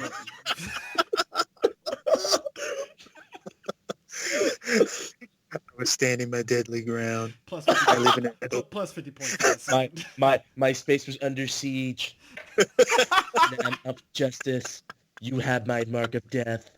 All of a sudden the director's at quarter 12, you'll be half past dead. Also, just all of a sudden the director says, cut, Steven. You can't be ad-libbing. Which, by the way, Steven Seagal actually did ad-lib some lines, because when he was told, when Steven was told 2 weeks later he had to do the ADR, it was because Steven afterwards kept ad-libbing the fact that he killed the dude in the church, even though, no, he kept ad-libbing that he never killed the guy in church. And I was like, but you clearly killed the guy in church, dude. I saw you shoot him in the heart. Like, what else did you shoot him at here? But he kept ad-libbing that he didn't kill the guy in church. Can you really prove it? There was no exit wound. You know what? This is true. I didn't see no bullet enter outside of his body. He was hard to kill. I am not above the law. It's like, cut, Steven, cut. We're gonna fire down below. Look, CJ, me and Fox are gonna be here all week. Keenan Ivory Wayans just sitting there. Machete? Keenan Ivory Wayans just sitting back like, oh, god damn it, I could be writing In Living Color right now. God damn it. Goddamn episode of In Living Color right now. This motherfucker doing this shit. God damn, man. I think that's what he was doing in between takes. Probably was. I mean, because I think this is like when he was on his last season of Living Color before he bounced off of it too. So yeah, man, this is wild. But like, he gets investigated and stuff, and that's when it starts ramping up, because that's when Gustin and Cox have this discussion about having to clean house and stuff, because his boy, after rolls up to his apartment after he was trying to clean up all the evidence and stuff, gets to a fight with Seagal and stuff, and basically he bounces out and stuff, and he tells fucking Gustin like, yeah, I got all the evidence out there, but he was at the apartment, but he can't find anything that'll bring it back to you. And I'm like, are you sure about that? Because it seemed like you left some rental car property, receipts there too. So what's up? That just seems like you sure? You don't want to send a nigga up there to double check and then? How about you just burn down the fucking place? You could have just did that shit. I would have did that. That would have been easier, Chris. Look. You can't be asking for common sense in a Seagal movie. All you gotta do is ask for bare minimum, man, which is tits and Seagal squinting. That's your bare minimum. Dude, I would so be a henchman, and all of a sudden I have gasoline going with him, and John's looking at me like, where you going with the gasoline? I'm helping you burn the place down. No, I got this. But gasoline, I could burn it. No, stay there. I'm like, oh, I want to burn stuff.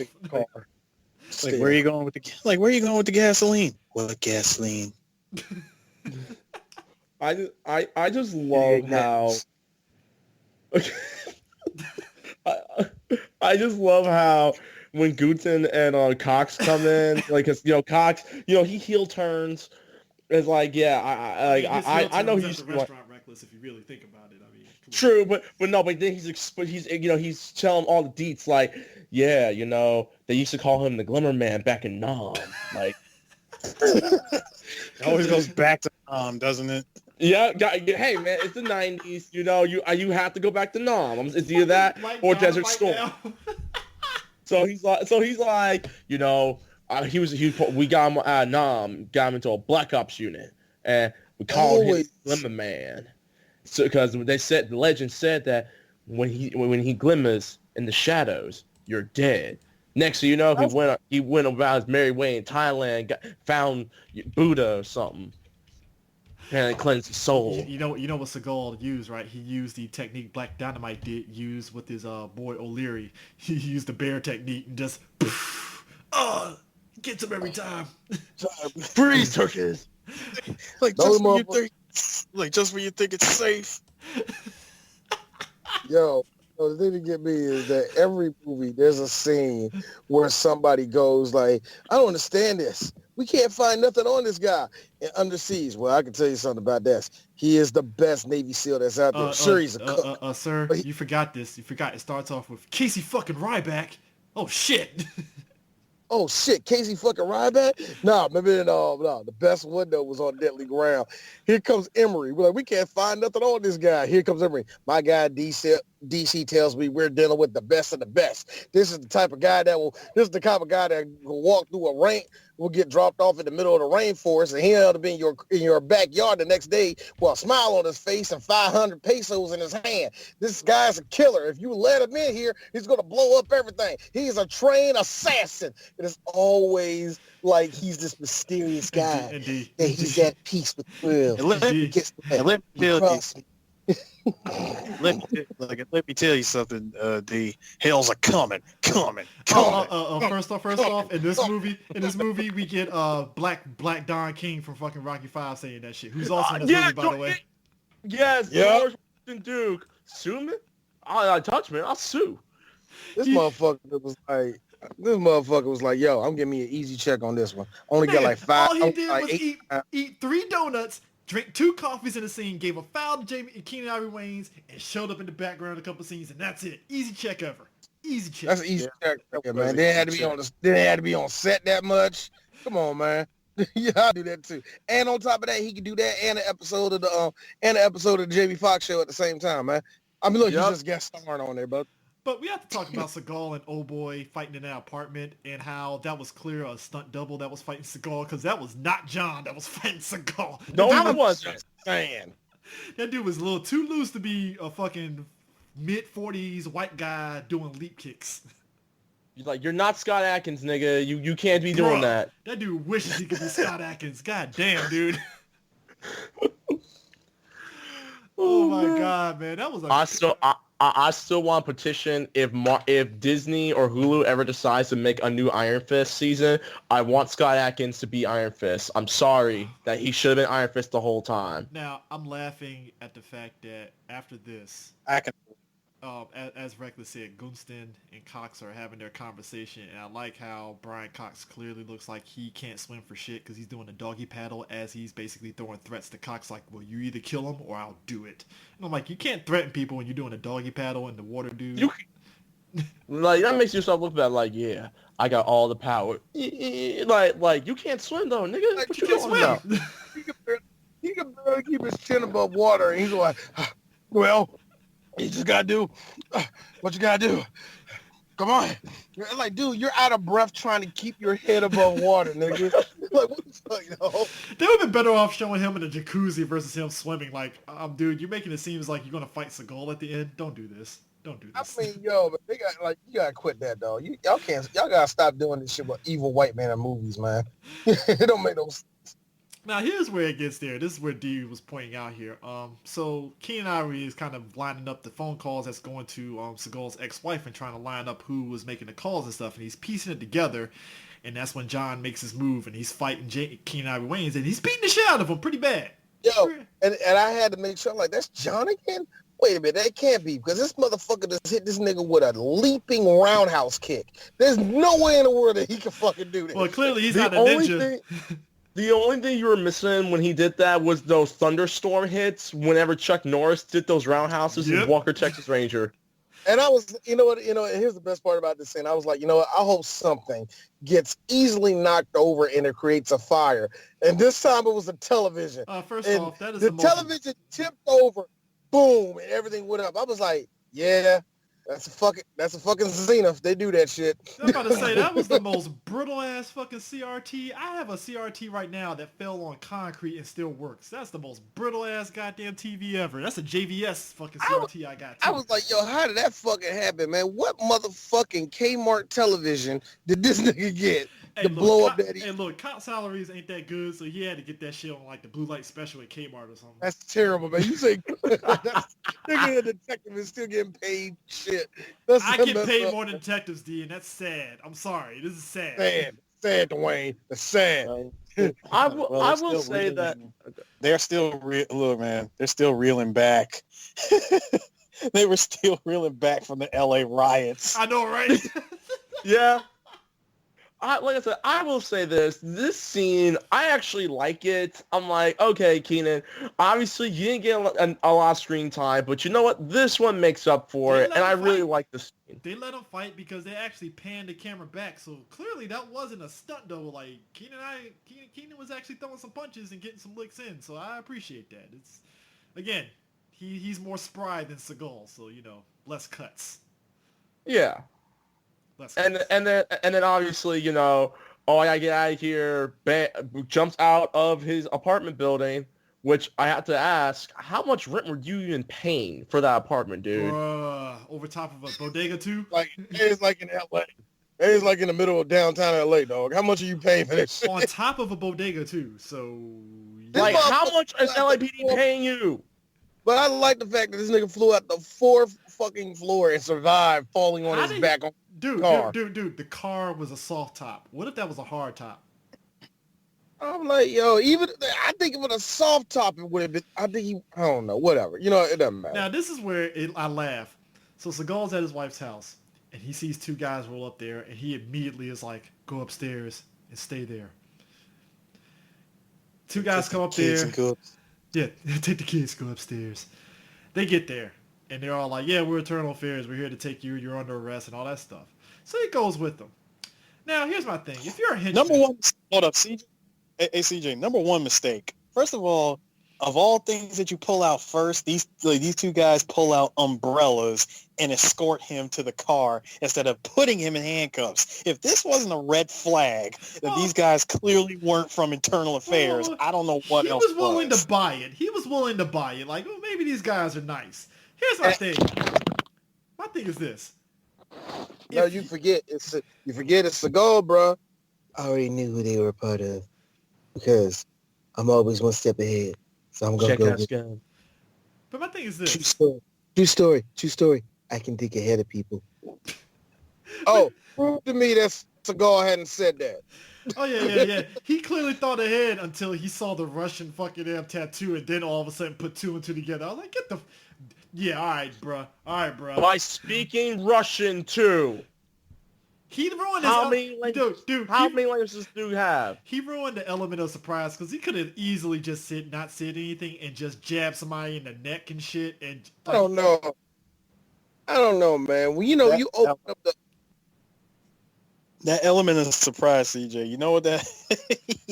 We just witnessed the 1996 equivalent of surprise from the Invisible Man. But Sue, I want you to take this over because we got quite possibly, I'm sorry, no movie has ever beat this out, the best gun butt in the history of gun butts. Oh, see. I knew you were gonna call it a gun butt. If it was just one hit, that's a gun butt. This was a full-on pistol whip combo. Yeah, this was a pistol whip.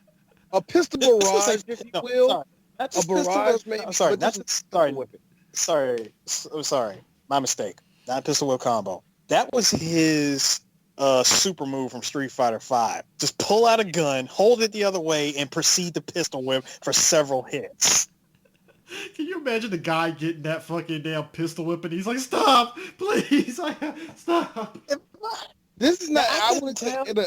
Look, I want to tell you what tell. I couldn't tell because of the bad jump cuts, but I could have sworn I saw one of those dudes get pistol whipped in the throat. Oh, he got in the face and the eye. He was bleeding pretty bad in the face. there were so many close-up hits.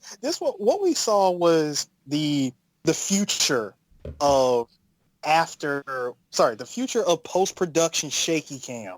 My man did all this. The car flips over and he manages the fucking combat roll when it's sliding towards the fucking damn fuel truck that happens to be at the docks and it explodes. Yo, I just like the fact that not only did he have enough time to, in a sliding car, which is upside down, to have the wherewithal to know where the back window is and to know which direction he was going in, he kicks it out, rolls out perfectly, and just kaboom. And I'm just thinking to myself, you can't make anything. You can't tell me shit. This is probably one of the best Seagal movies that nobody will ever talk about. This is pure, unadulterated, peak Seagal. And I mean that because he is way too OP. This nigga's on the level of fucking Alucard at this point. No. It wasn't until the final fight that he finally actually had some battle damage, but up to this point, no battle damage. Nothing. I would also like to add. I gotta add this real quick, Fox. I gotta add this. You do know that this movie was not complete without the Seagal run. Oh yeah, the Seagal run, ladies and gentlemen. I know what you're saying. That looks like a brisk jog. Fuck you, it's a run. It's a run. That's the most running Seagal has ever had in his life without falling out of breath. You ain't lying, man. Now, D, you said this is the best movie because it's peak Seagal. So I gotta ask, Under Siege or Glimmer Man, which one would you rather watch? Neither. On Deadly Ground to me is still the best Seagal. Just because John C. McGinley, alone going, he tried to come after me. I was protecting myself. I was defending myself. And also, Steven Seagal getting touched in the forehead and passing out is one of the best Benny Hill looking shits I have ever seen in my life, yeah. The chief hit him with that feather. He just, I just died laughing. Seagal passed out like if you had a black church and your pastor touches you and you're like, I'm filled with the Holy Ghost. But the only thing that was missing, like I said, the only thing that was missing with On Deadly Ground is that one song.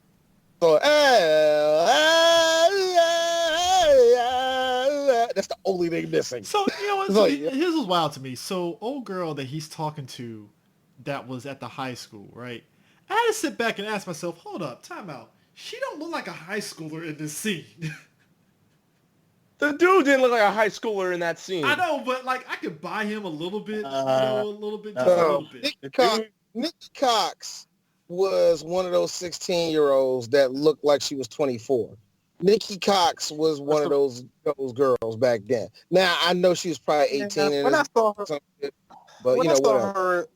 in this movie, and I said, "Wait, you're in high school, girl? You are clearly 25." Now, for those guys who are fans of Nikki Cox, I have one thing for you to do. Type in Nikki Cox divorce and look at that picture with her and Jay Moore. You're going to say, yeah. Hey, look. She's turning into I'm going to do it right now. I mean, look.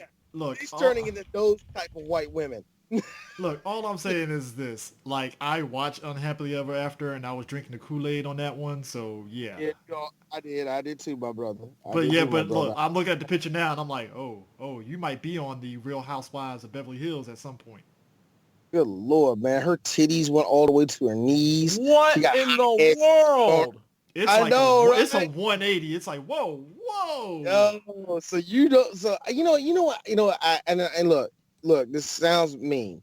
I always say that about certain people. When I look at certain old people, elderly people, I ask myself, I bet you look. How did you look when you were younger and shit like that? You know what I mean? And I'm sorry, white folk, I ain't going on y'all like that, but there's a lot of you that look like y'all 59 when you're like 36. So rough life. I mean, look. We've talked. I think we've all talked plenty of times about there are some white women that got older and aged gracefully. I've always bring up Diane Lane. The fact that they had to age her up for the fucking BBS movies and shit. I'm like, oh shit. Diane Lane, you got to stop bringing her. Look. Here's the thing, Chris.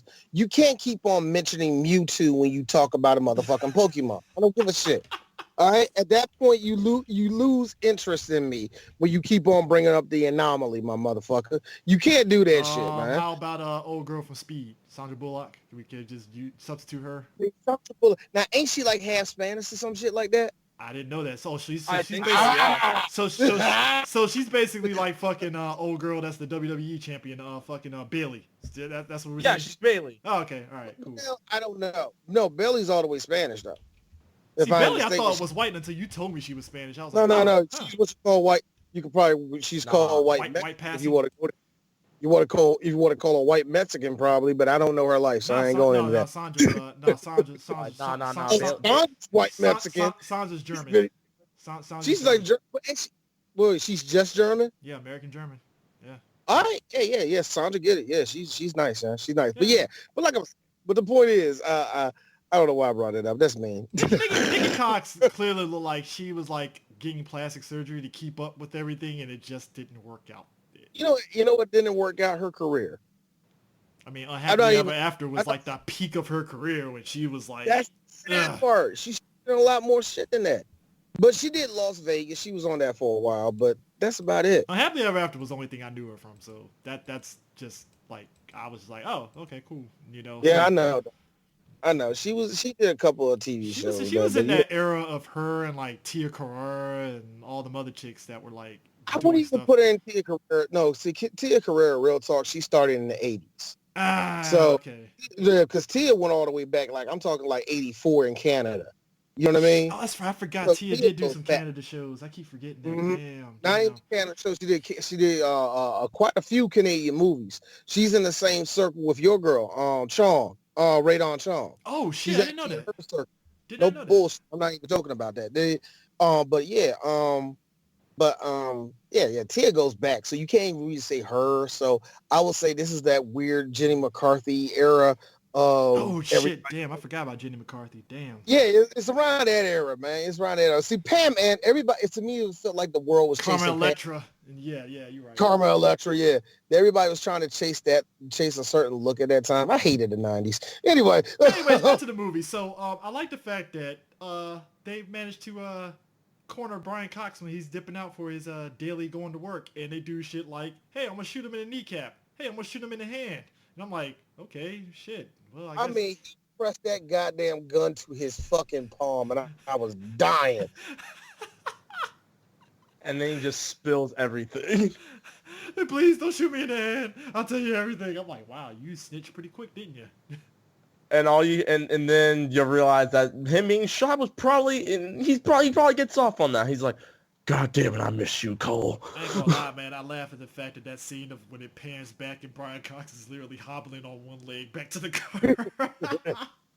I will say, Seagal did have one line that I actually did chuckle on, and that was, I shot you in one leg. You can hobble to the hospital. I actually laughed. That was kind of funny. I was like, That line is coming up at the end, and I'm with Eris, but I'm also with Eris on the same thing. We'll get to that when we get to the end of the movie. But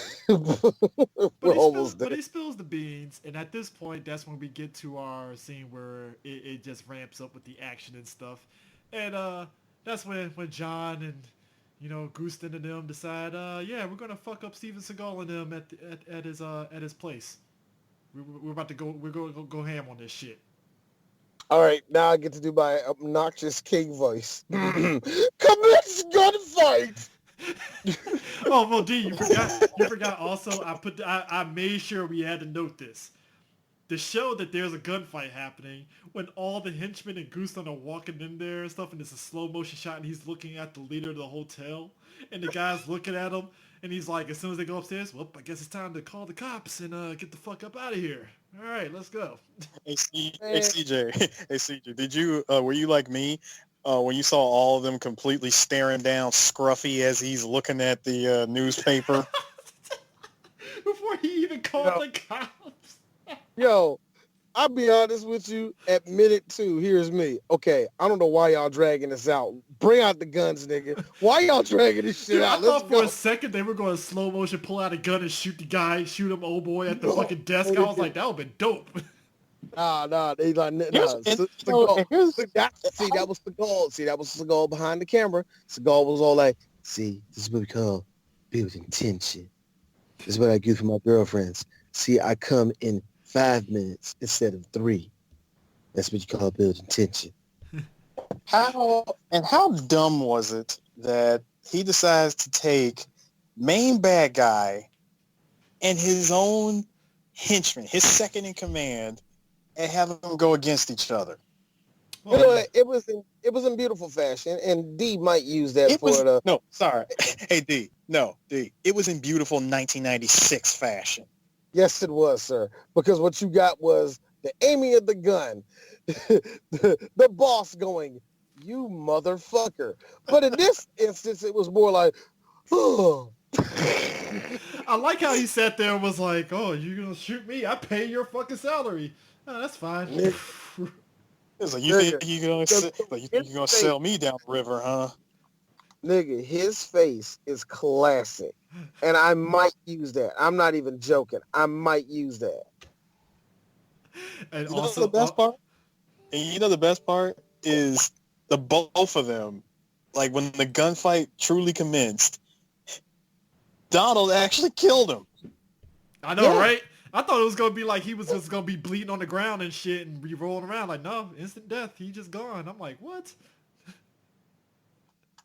Yo, but that was very anticlimactic.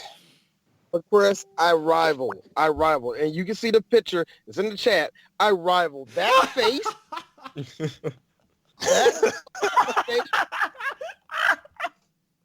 That's a face of I'm dead. Now let me ask y'all this though: which is the done? Which is the better face? This one or his face in Shawshank when he know he's about to get butt pounded in jail? This one. Yeah, this one. I think. Oh no! I brought to sign a prenup. That's the prenup. That was the look that he gave. Like, ah, shit. Is that a prenup? Alimony? No. You know what? The funny part about this image is this image can be used for everything. I can already see a caption right now. Well, that's the end of this suit. I mean, I seriously. Now, this is where we get our the fight between Seagal and our man John. Well, also, let me back up for a second. So, our boy Keenan Ivory Wayans is hanging off the cliff, and we get a clear green screen because that's not him hanging off the fucking thing, off the side of the building, and I laughed. I was like, that is obviously green screen because that's not you hanging off there. I'm pretty sure that's where a good chunk of the movie budget was at for this. You know the best part about that moment, CJ, is he took a shoulder shot right after hearing "Hi."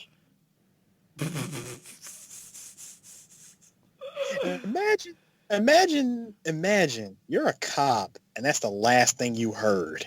I mean, that would be hilarious. Hilarious yet humiliating. I mean, that's more than humiliating, to be honest with you, man. That's more sad than anything. You're right. I mean, and just to show you how bad of a shot this guy was, he shot him in the shoulder. I mean, as he proceeded to fall out of a window. I swear these windows were made out of paper mache. Dude, he didn't even have enough of any sort of force to really go through the glass the way he did. Because I was like, if I did that, my ass would just bounce off the window and nothing would happen. You would have just bounced off the window. This is how you can tell this is not just any action movie, but a Seagal action movie where the glass is literally made out of paper. Oh yeah. Also, Henchman has suspenders because gotta show how serious he is. If that wasn't a trope of the 80s and 90s. Hey, look, man. Look, for him, he'd rather have it on, he'd rather have suspenders because a belt really constricts his movement on lower. It's a fat guy problem, whatever. Now, here's the thing. This is where the fight goes in here. And Sue had the perfect video here where the fight looked like Steven just... It was just like, this is like a lazy fight. Like, just Steven just slap fight. It was slap fighting. Slap fighting with the occasional jab. And I'm like, you punched the guy 2 times and he's bleeding profusely. I'm like, what? Yeah. this was by far probably one of the laziest final fights. I'm like, you know what? If you're gonna kill off the main bad guy, fine, but at least make the fight with the second in command be the most hype, because up until this point, the best fight in that whole movie was Keenan Ivory Wayans and Donald's stunt double. All I'm saying is this, the fact that, I'm pretty sure Steven was pissed off that John had to make him run, because John had a good, 1 mile fucking distance on him before he finally caught up at the top of the stairs. Yeah. And again, this fight was just so lazily constructed. Dude, the jump cuts to John cutting, and I'm like, that's the stunt double kicking in the face, and then, cut to John like he's trying to throw punches, and he's punching the air as he's kicking Steven. I'm like, what is going on here? What is this mess of a fight? What is going on here? Dude, they repeated so many of the kicks he did. I'm like, dude, go to another shot. What the hell's going on? You keep repeating the damn shot. With all the jump cutting and all the roundhouse kicks, at one point I was like, yo, Seagal, I'm going to need you to stop yelling cut, because Van Damme is pretty tired right now. Yo, my man, as Sue pointed out also offline, he pointed out the fact that Seagal basically jumped the gun on trying to dodge the punch when he said, come on, give me your best shot. He was like, that's your best shot, boy? He flinched. My man, he flinched back. He completely missed it. He pulled his cue way too early. I'm sorry, I got punched in the nose one time, and I was like, yo, time out. I can't do this shit. This motherfucker gets punched in the nose and was like, that's all you got? And I'm like, really? Again, he's too goddamn OP. Too OP. Yo, but look, I will give Seagal this. He allowed himself to get punched. Let's give him that. You get one. Oh, yeah, he allowed himself to get punched. Perfect That's to make up. Look, he allowed himself to get punched, right? Was this supposed to make up for all of the Hulk Hogan big booting he was doing? Well, we got the perfect symbolism. Eris, look at me. Shinron. Well, it was God's plan because, symbolism. Oh, God, no. Oh, Eris, look at me. Eris, look at me. You said it best. Shinron. Thank you, base Shinron. I'm just saying, man, that dude fucking landed in the perfect crucifix after getting thrown through that fucking iron window, and I'm like, how the fuck you fall through the fucking iron bars? Oh, you heard me. I screamed it out when they pulled the camera back. Symbolism! No, the shit that killed me, though, was that again, the line, Eris, the line. Who did you do that for? Who was there? Yeah. Who was there? Yeah. Who was there? Who were you talking to? The fact that he walked over to the edge and goes, guess you won't be waking up happy anymore. I'm like, yo, Steven, there's nobody in this room. All you hear is crickets. Jim wasn't even in the room to hear that in the distance. He wasn't even around. What's going on? Jim at this point was on the... Hold on. Jim at this point was on the brink of retirement. Yo, I'm moving to another division or I'm retiring. One of those two is happening. I'm sorry. You saying? I'm getting the fuck out of this movie and I'm happy. No, the way the movie ended, it's supposed to be funny, but clearly Jim is in distress. My house got blown up. My wife left me. My dog is dead. And Seagal is laughing, just oh, you'll be fine, pinching and all that stuff. Yeah, you're good. Hey, man, don't worry. Be with Buddha and all that black stuff. Stay black and die. You want to know? Hey, CJ, hold on. Yo, I'm sorry. I don't know why. I just thought of Seagal with a kufi on his head. I really thought about that dashiki on his head. Use your common sense. CJ, check this out. We was kings. Tell me why. When Jim is he's laying up on that gurney getting patched up. He's like, nah, man. Ever since you came into my life, I've been beat up, blown up, shot, all my worldly possessions burnt to a crisp. And I'm homeless. I was waiting for the Aunt Billy, like the Aunt Billy laugh from Black Dynamite. I was waiting for it. I'm like, Keenan, you had the moment. Why didn't you do it? Oh my God, man. Jesus Christ, man. And that's Glimmer Man, folks, man. This is a oh my God. This movie bombed. The movie bombed. Hold up. The movie had a I'm sorry. You said the movie budget. bombed. No, I got. You said the movie bombed. Yeah. Oh, really? Really, Chris? Why would they? Really, Chris? Did it really Why would they roll bomb? the camera?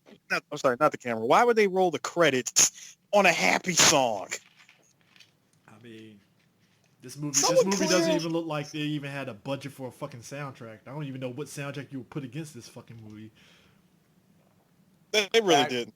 Nate, I would just say this. This movie had $45 million behind it. Where was And the the 45 box million at? I don't know. And I'm still trying to figure that out. So doing this review, I don't know. Wait, I know, dude. I Hold guarantee you, I know where it went to. I can tell you where it went to. It went to Steven. It went to Steven Seagal getting on a private jet every day to go to like a Buddhist temple across country, because that was a part of his contract. hold on. Time out. Fox, what was the budget for this movie again? 45 million. $45 million. I have only several made questions. Warner Brothers. Why did you pay him? Well, Warner Brothers distributed, but yo, this was from Seagal's fucking production studio, Nassau Productions. And it only made $20 million in the box office. Yep. I will say it again that I have several questions. Yo, this is because here's the funny thing. Because Seagal pulled off, some hits, I think it was Warner Brothers. They got comfortable with the motherfucker because they knew he'll bring in a certain amount of money. But all his movies just started to be shit, and they couldn't sell. And Warner Bros. Was stuck with this lazy ass actor who was making shitty movies. I'm just laughing. I'm just laughing at the fact that in the top 10 was Independence Day. This came out during Independence Day. Same year as Independence Day. Wow. Independence Day was on his 14th week, and it still cracked. Oh yeah. I'm about to say Independence Day at that point was still like grabbing other movies by the back of the head and just punching it, ghetto style. Wow. But like I said, the fact that it barely edged out That Thing You Do in D3 Mighty Ducks is like, oh boy, that's not good. Yeah. It's that's hilarious, man. The Glimmer Man. Look, this movie. Now, what time of year this came out? This come out? 1996. October 1996 came out the weekend of October 4th, 1996. Yeah, this is in the middle of the winter, and this is back and this is like in the fall. Yeah. Of course, it will come out during this time. Nobody was going to remember this movie in a year and a half. It was that type of movie. You know what I mean? Because we have talked about movies like that. What was that Cuba Gooding Jr. movie we did? Chill Factor. Yep. Yeah, you knew that movie was just there as a vehicle to see if it worked, and it didn't fucking work. And Cuba Gooding Jr. had one more movie, which I think was Show Me the Money, and I don't remember nothing about that. Oh my God. No. Anyway, because as soon as we start talking about Cuba Gooding Jr., I only see two things. Chris talking about him banging Helen Mirren, and me hearing Jesus and Miro going, "Hey, somebody suck this baby." So I gotta stop. Anyway. Oh, but man. This movie, holy shit! Wow, like I said, it is peak Seagal. Oh, that doesn't mean it's a good movie. Oh, nah, not at all, man. Good movie. I'm just saying this is peak Seagal being OP as usual, but this is a different type of OP. This is just his whole swagger and all the rest of that is just peak Steven Seagal. Like it's like basically he had a hot mistress that was on set every day. And he was trying to impress her. That's what it felt like. Yeah. And yeah, I know what it said. So he was just doing bare minimum. Yeah. Bare minimum Seagal is actually not that bad. The movie just sucks. It's nothing good about it.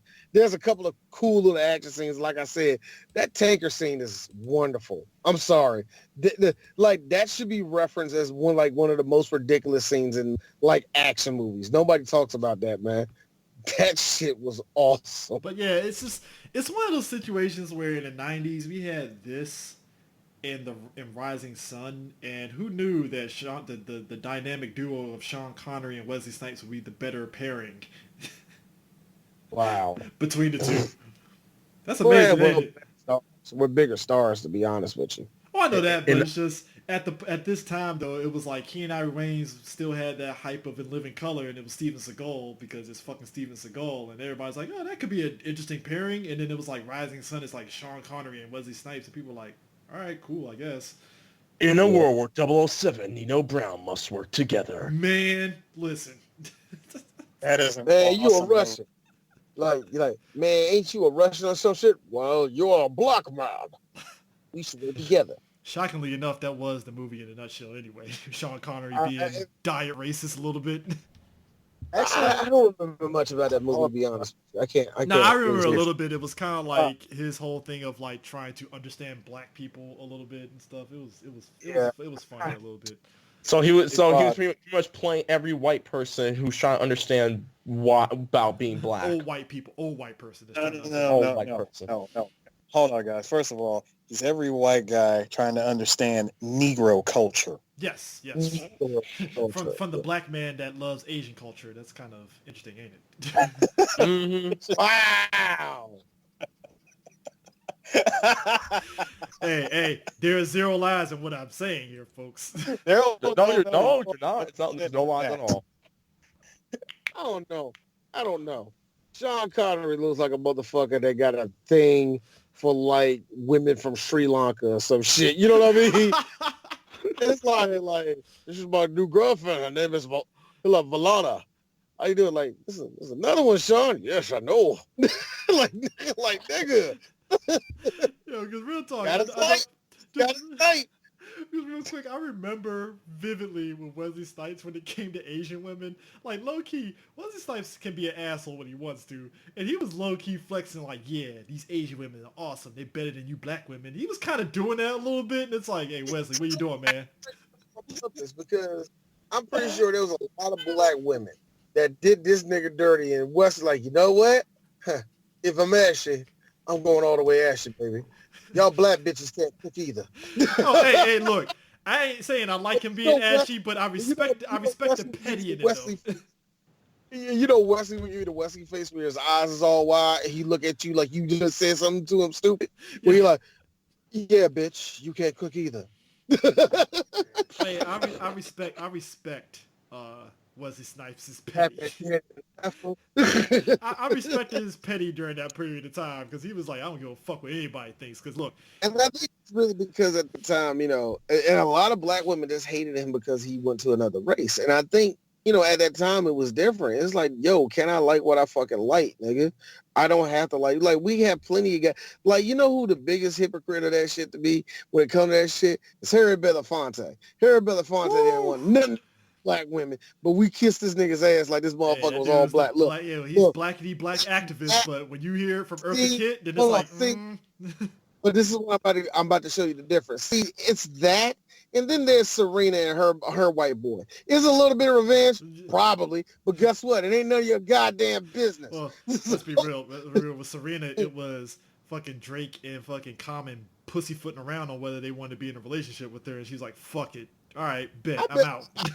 Look, her and Drake, you know what? I didn't believe for 2 seconds because I had a feeling like they probably fucked once and they like never could talk to each other because she was at practice. This nigga was doing something. Like, I bet they never talked to each other. I was like, why are we even here? Like, yeah, we just wasting each other's time. Besides, I didn't believe the relationship for 1 second. Besides though, what's his nice wife, Nikki Park? She looked fine as hell. So there you go. Hey, look, he won. Here's is that we got way off the subject, and that was Action Trump. This was, like I said again, I think we said it the best way. We still got a little bit left with him. And again, I don't plan for us to do any of the direct-to-video shit he did. None of the Netflix movies. I don't plan for us to do none of them shits. But there might be one that catches my eye that say, guys, this, because I heard there's like 2 of them that are complete batshit. And it is like, yo, you have to see it. And Seagal is in it. You know what I mean? So never say never, but I don't plan for us to do that shit. You know what I mean? Yeah. Right. Yeah. I was gonna say real quick, because I'm watching this movie, I'm like, did anyone feel as if this shit was like Lethal Weapon and Seven put together in a really bad way? If only we had Morgan. If only we had. Dude, this movie would have been set off if we got like a random cameo from Morgan Freeman just in the police department for some reason. Dude, this is like the shitty. This is like Rush Hour, except somebody really got the dynamic fucked up. Yeah, but this movie came out 2 years before Rush Hour. This is true. Exactly. This is true. Exactly. They got the dynamic really fucked up. You know what doesn't help it? The fucking non-existent. What this had to do about crucifixes again? I love the Catholic Church. I guess. All I know is we never really got closure on that. Only thing we knew about him was he was the Family Man serial killer, and he had some sort of tie-in to families in the Catholic Church. That's about it. Again, they never finished it. They just never finished it. And but here again, it's just a golf movie. Anyway, so before we get off, Fox, lay out everything about you and your group, bro. Floor is yours, sir. All right, cool. Thanks, D. So y'all like video games? Y'all like us talking shit about Karens everywhere, Karens in the world, and throwing a big middle finger to EA and everything like that? You can follow us on SoundCloud.com/ScrubbClub Gaming for our flagship show, the Scrub Club Gaming Podcast, where we just sit and talk shit about video games. The Scrub Lounge, where we just talk shit about everything. And the Retrospective Reviews, where we just talk shit about past shit, which is always good, because we did The Last Dragon, because The Last Dragon is a perfect bad movie. You can also find us on Instagram at The Scrub Club Podcast on Instagram and on Twitter. And you can find me if you want to chill and watch me yell at people. Find me on IG at TheReckless_Fox and Twitter at TheReckless_Fox as well. There you go. I seen this month. I did your show. That was that last year. We did Halloween 5, and we exposed my cousin for liking Halloween 5. But they leave the nigga alone. No. That nigga sold me for $50. First off, look, you was talking about the other Halloween movies that you wanted to do and all that, and I don't know, you didn't finish it, did you? Nope, but we're actually going to jumpstart that this week. Oh shit! See, I didn't look, and I probably can't even do it this week because I got like 3 other shows to do this week. But I said it again. I said it before, and I said it again. I would love to be on your show again. And it's just funny. It's just funny that you have done a couple of shows with Chris Havinger already. Chris, how many shows you did with Fox already, man?